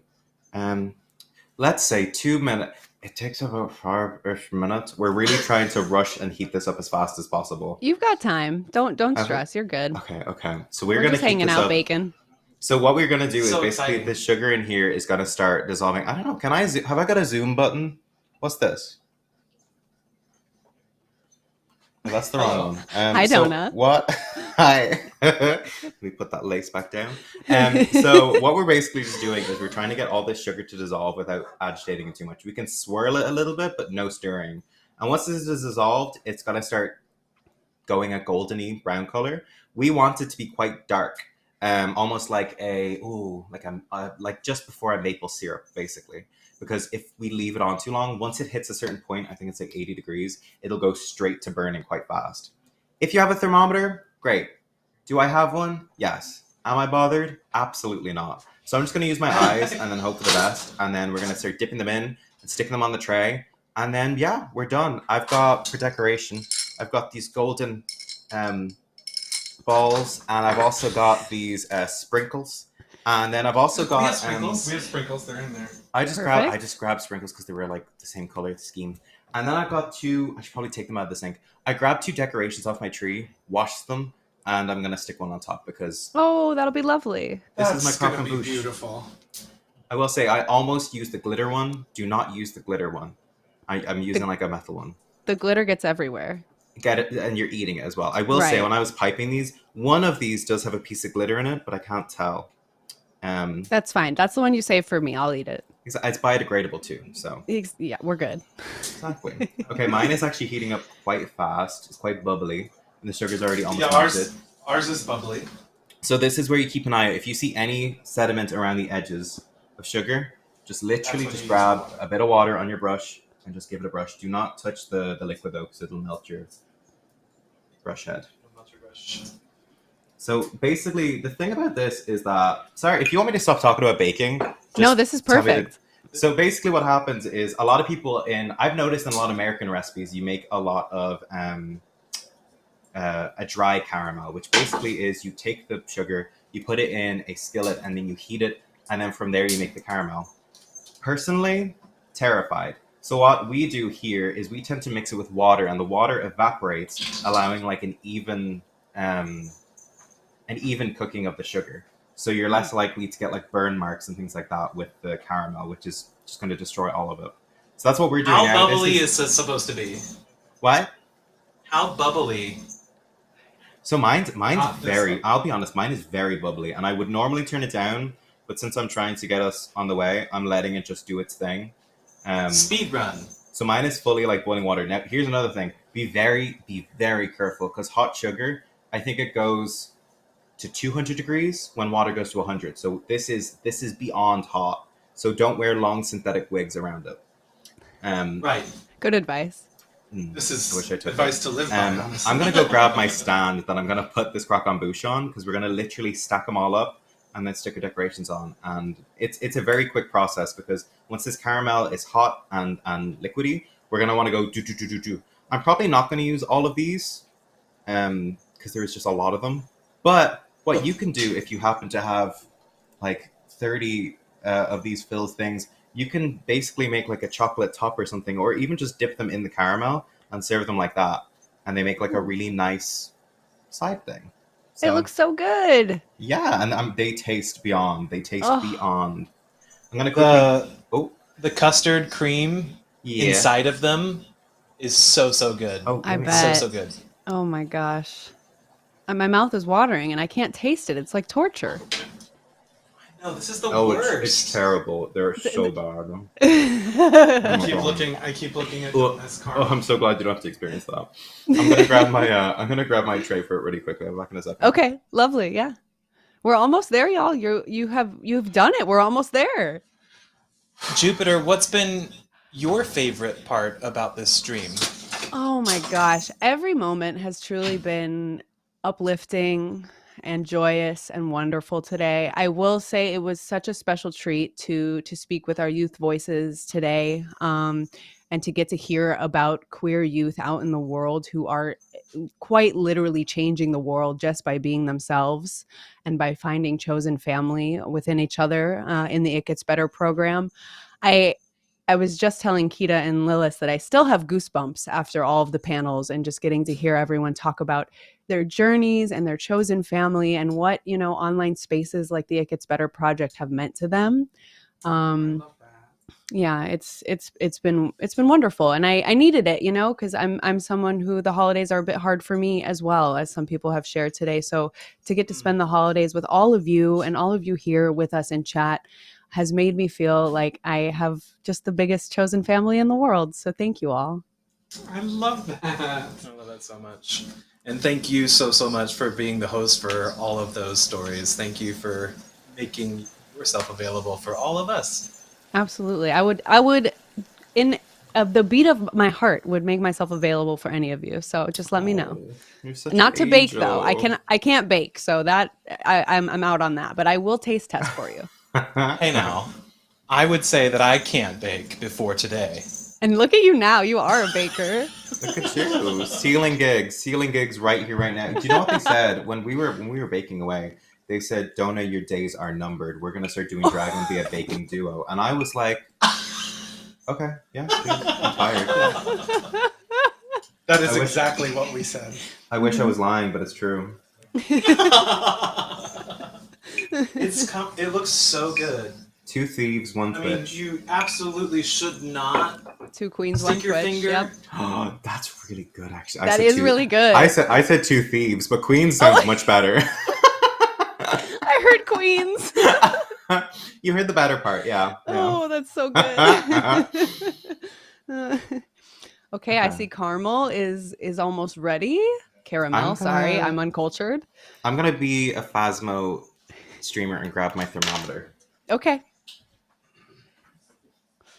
It's all coming together, y'all. This is the moment we've all been waiting for. We have a meat thermometer. I mean, It's not the same. a thermometer is a thermometer, right? Right? I don't know. This is why I'm not a baker. I feel like very soon this is gonna be ready, Chris. It's like changing. Yeah, it's certainly been 5 minutes, I think, at this point. So, but It's browning. Oh, okay. Well, yeah. As soon as Donna comes back, we'll get confirmation, but I think our caramel is almost done, folks. And we're going to be putting together this beautiful tower very soon. It's touch and go. It's a bit touch and go, it is, but that's okay. We're But it's learning gonna be together. delicious. I feel like I understand the kids on It Gets Better, the baking show. Like when they add that tense music and everybody has to get done in like 2 minutes. Right. My That's exactly God. where we are now. It's like, okay, you have 30 seconds My left. goodness, but for Or real we're though. throwing your dessert in the trash. No, I'm just kidding. Can't find my thermometer. I'm just gonna use my eyes. Well, you know what they say, the eyes are the nature's thermometer, right? Oh, yes. Something like that. Uh-huh. Okay, so mine is heating up quite fast on one side. I'm actually gonna turn my thing around because this little babby thingy isn't the most reliable. It's not what I normally use on my stovetop. So I'm just turning it around because it's going quite brown on one side and not on the other. I can't hold on. How can I bring you in? So my cameraman, can you come in here for it? Thank you, cameraman. Oh my god, I'm not paying him enough. There we go. Okay. So you can see it's quite brown on this end. So I'm gonna slightly just give it a little bit of a tilt and just kind of turn it around. So we really don't want to stir it because once we stir it, it's beyond. This is kind of why I do it very slowly because you can see it's quite golden there. I don't know if you can see it at all, but it's quite golden there and it's quite pale in the middle. And what that's done now is that's going to kind of spread. So once it burns there, the rest of it all burns. But it's almost like a... Oh, I think there it goes. We see it. I think that's... Oh, that looks so good. It looks very good. Ours does not look like that. I think It's on its way. Yeah, it's all about time. It's all good. So that one's pretty much done. I don't want to go too far with that because I'm worried that will be, it'll start. It actually is starting to burn. This sugar continues to cook over time. Some people will shove it in like a water bath. In fact, that's slightly too dark. But you know what? It gets better. We're gonna start preparing it. I feel like I'm on Rachel Ray right now. This is so good, and we're all looking to you, Donna, because ours is still cooking. I'm not sweating about it. Don't worry about it. It's fine. It's all good. It's all good. So I'm gonna start preparing this. What you can do though is you can use tongs. You can use tongs, not thongs, to start dipping them. I would personally wish I did the other way around, but here we are. So what we're gonna do is we're gonna start taking these, and very slowly, I'm gonna try and take maybe like the biggest one I have, and very, very carefully take it and dip it in, very carefully. And then place it onto my serving dish, like so. Oh, there it is. The Leave it first for- one, everybody. The first and last one. We're done. Thank you so much for everyone for coming here. It's been great. Now, I don't know if this is actually fully done. So what you'd normally use is a candy thermometer, and it'll tell you the hard crack and the soft crack phase. We're kind of looking for the hard crack stage because then we know that it'll set. Oh, this just set before you even touched the... Oh my god. 1 second. There we go. Now it's at... There we go. This sets very fast, to the point where it's set before it even touched the thing. So that's the first one down. The first brick, the first foundation. What? John Mark's going. Oh, I dropped it. Do not fish it out straight away like I did, because this is literally beyond hot. Like, this is beyond hot. That was tongs. A horrible sound. You could grab the Louis Sorry. Vuittons if you prefer, because it's probably a lot better. Protect those fingers. Check those fingers, exactly. I'm so impressed. This is really like the... Look at him. He's a baker. Amazing. Oh, now our caramel is brown. Oh, my god. I will have... Put that one in the middle. That big puffy one. Okay. Just so that we have something to build on. Okay. So this is completely up to you, how big or small you want the croquant bouche to be, because you're making the base yourself. So even if you end up having a lot of flops, or if you just don't want to make a big one, you can make a petite one. A lot of these end up being humongous. So I took a recipe and I think I quartered it. I made it very petite. So this is little for a croquant bouche. So we're not doing a 7-hour croquant bouche, you know? The patience that this took from all of you, I'm admiring you greatly because as someone with no patience, you've all pulled it out. You've done an exceptional job. Look at how great this is turning out. Now, I will say, I anticipated making a gingerbread house, maybe a banana bread. It was not my choice to make a croque bouche, but here we are, as a chosen I family. just thought it would be a great adventure. It's a great about. You know what? I'm having fun. There we go. That sounded so. That did how not good sound that so was. weird. I am having fun. I'm having a great time. I'm having a great time. I'm having a great time. So I'm gonna start smells so now good. adding them up. So with this caramel, it's actually really holding onto it. It is very, very hot though. We're literally going to start going like this. Oh goodness. See, we're doing more of an How are we doing avant-garde caramels? mound. Oh, avant-garde. I love that. You could decorate it whatever way you want as well. So the recipe that we were going to do originally, because I decided if it's difficult, let's make it difficult, was I was going to make one, I think it's called a croque choux, where basically you mix up this pre-mixture of like brown sugar, butter, and flour. And what it does is you make almost like a sheet of dough that you sit on top of it. And it makes this gorgeous, almost amaretti biscuit texture at the top. And it makes it very golden and caramelly before it even has caramel on it. So if you're making this yourself and you want the challenge and you want it to look very pretty, the French already have a technique of giving it that little je ne sais quoi. But this looks pretty as is. It looks gorgeous. I'm actually, you know what? I'm very impressed by us. Listen, for a dessert that's supposed to take 3 to 7 hours, killing it. You did it in 3 hours. That's very impressive. Jean-Marc, look at this sugar work. 3 hours and 4 minutes to be specific. You're at the top of your class. Exactly. Thank you. Thank you.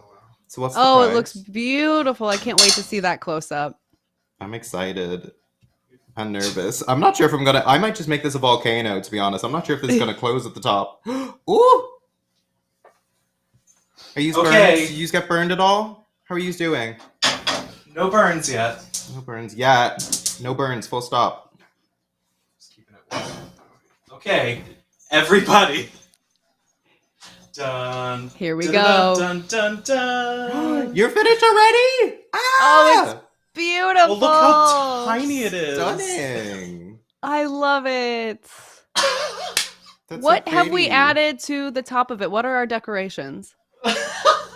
We have some elegant sugar work and strawberries and red and green sprinkles. Beautiful. I thought those were strawberries, and I was hoping that they were. It looks amazing. Do you want to try it? Well, no, I want to wait. You just go ahead. You just go ahead. I'm doing my... Please try it in front of us. Dude, Please. yeah, my assistant couldn't come in today, so I'm But just... look at how good that looks. Oh, Oh, it's Oh my closing, God. Donut. It looks great. Ooh, is it? ooh. You have to like. It's crunchy. That's the caramel. It's gorgeous. Okay. ASMR moment. Oh, okay. Here's our taste test. Here we go. Oh, that's really good. Yeah. Bravo. Woo! Oh my God. Why are we you do so not need to know how to make that. Why are you so shocked? Don't be so shocked. That is so good. Yeah. Genuinely. It doesn't look pretty, but it, looks tastes pretty. stunning. It looks avant. Could you imagine that at a dinner party? People would be paying you. They'd be Yep. paying you. It would floor I see, them. like, Floor them. This is really good. Oh my That's gosh, I'm this is- impressed by us. I don't know that the sugar is ever coming out of this pot. No, probably not, but that's Oh, okay. One pot lost is nothing in the grand scheme of things. You're gonna have to soak that for a solid 3 hours. I'll be honest with you. Jonah, thank you so much.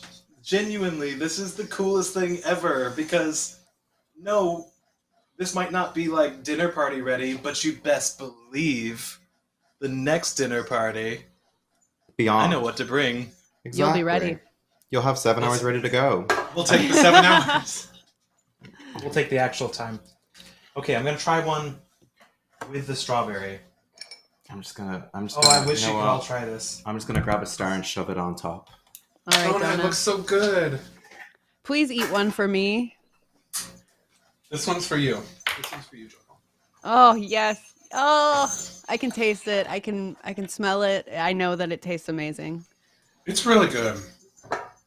You've done good. You've done very good. I'm so shocked. Oh, my And word. here comes Donna. Donna is decorating, and we have the Christmas ornaments coming out. Non-glitter Christmas ornaments, by the way, friends. Also, what you can Very do important, with your very leftover important. sugar is you can take it with a fork and just very carefully go like this. And what it does is this is the how drizzle. this is how candy floss is made. Yes. So it I gives it love like the drizzle. Mm. If you're very careful, you can start to kind of do like this, and the air gives it like this gorgeous caramel ending, and also hides any mistakes you have, which you don't have any of. Can we Right. just No quickly say? mistakes. No mistakes one were made mistakes here. here. Not a mistake found.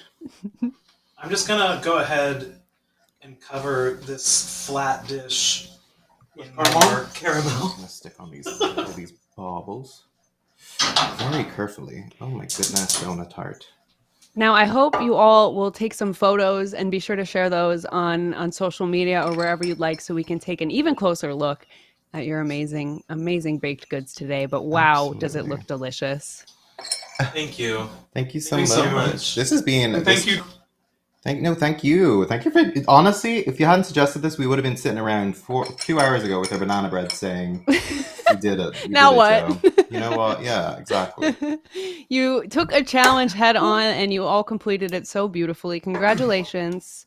Thank you once again to Two Gays One Twitch, to JM and Chris for joining us and for baking with us today. Be sure to check out their channels. We will show the links in chat for you to follow them on their Twitch channel, as well as they'll be creating content in the new year here on the It Gets Better channel. Look at Donna's amazing final my product. goodness. It's gorgeous. Okay, I will be honest. I was looking at the back and I was like, the back looks a bit empty. But you know what? From the front, That's she is everything. gorgeous.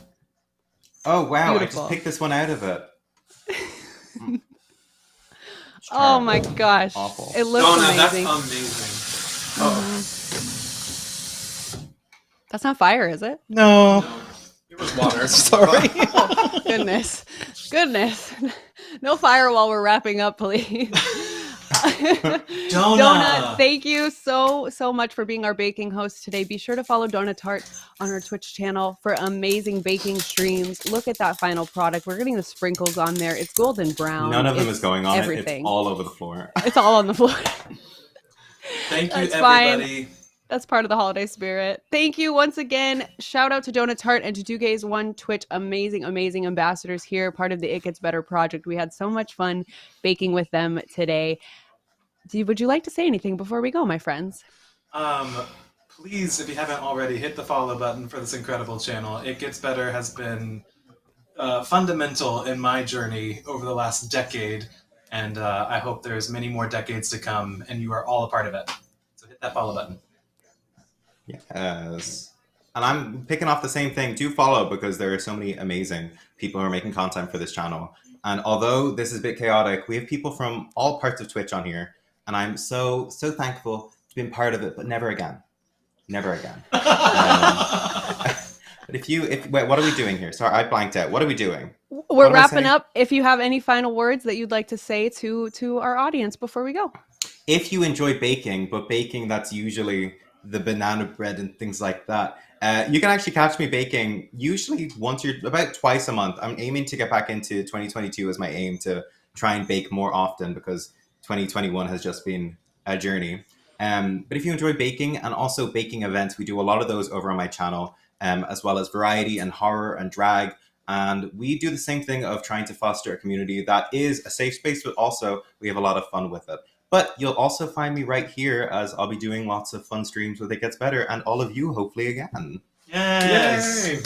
Yay. Congratulations Yes. once again. Thank you, Donna. Thank you, JM and Chris, for joining us. It has been such a pleasure celebrating as Chosen Family the holidays together. And I love you all so much. Thank you. And we'll talk to you soon. Bye, everybody. Bye everyone. Bye, friends. Everybody, thank you for joining us here today for the It Gets Better Holiday Extravaganza, celebrating with our chosen family. What a day it's been. Oh my gosh, so many amazing conversations, amazing holiday baking, just a day full of queer joy. And I hope you had fun. Once again, be sure to follow us here on the It Gets Better channel. We have lots of exciting content to come in the new year in 2022 with our ambassadors and our affiliates and the Youth Voices program. Lots more to see here. So hit that follow button, follow us on our socials because we're everywhere as It Gets Better. And we're here to remind you that we're your chosen family and that it does get better. I have been your host, Joyful Jupiter. It has been such an honor to be here with you today. Thank you for having me. And once again, you can find me on my Twitch channel over at twitch.tv/joyfuljupiter or at Joyful Jupiter on all platforms. Thank you so much, everybody. Happy holidays, and we will see you soon.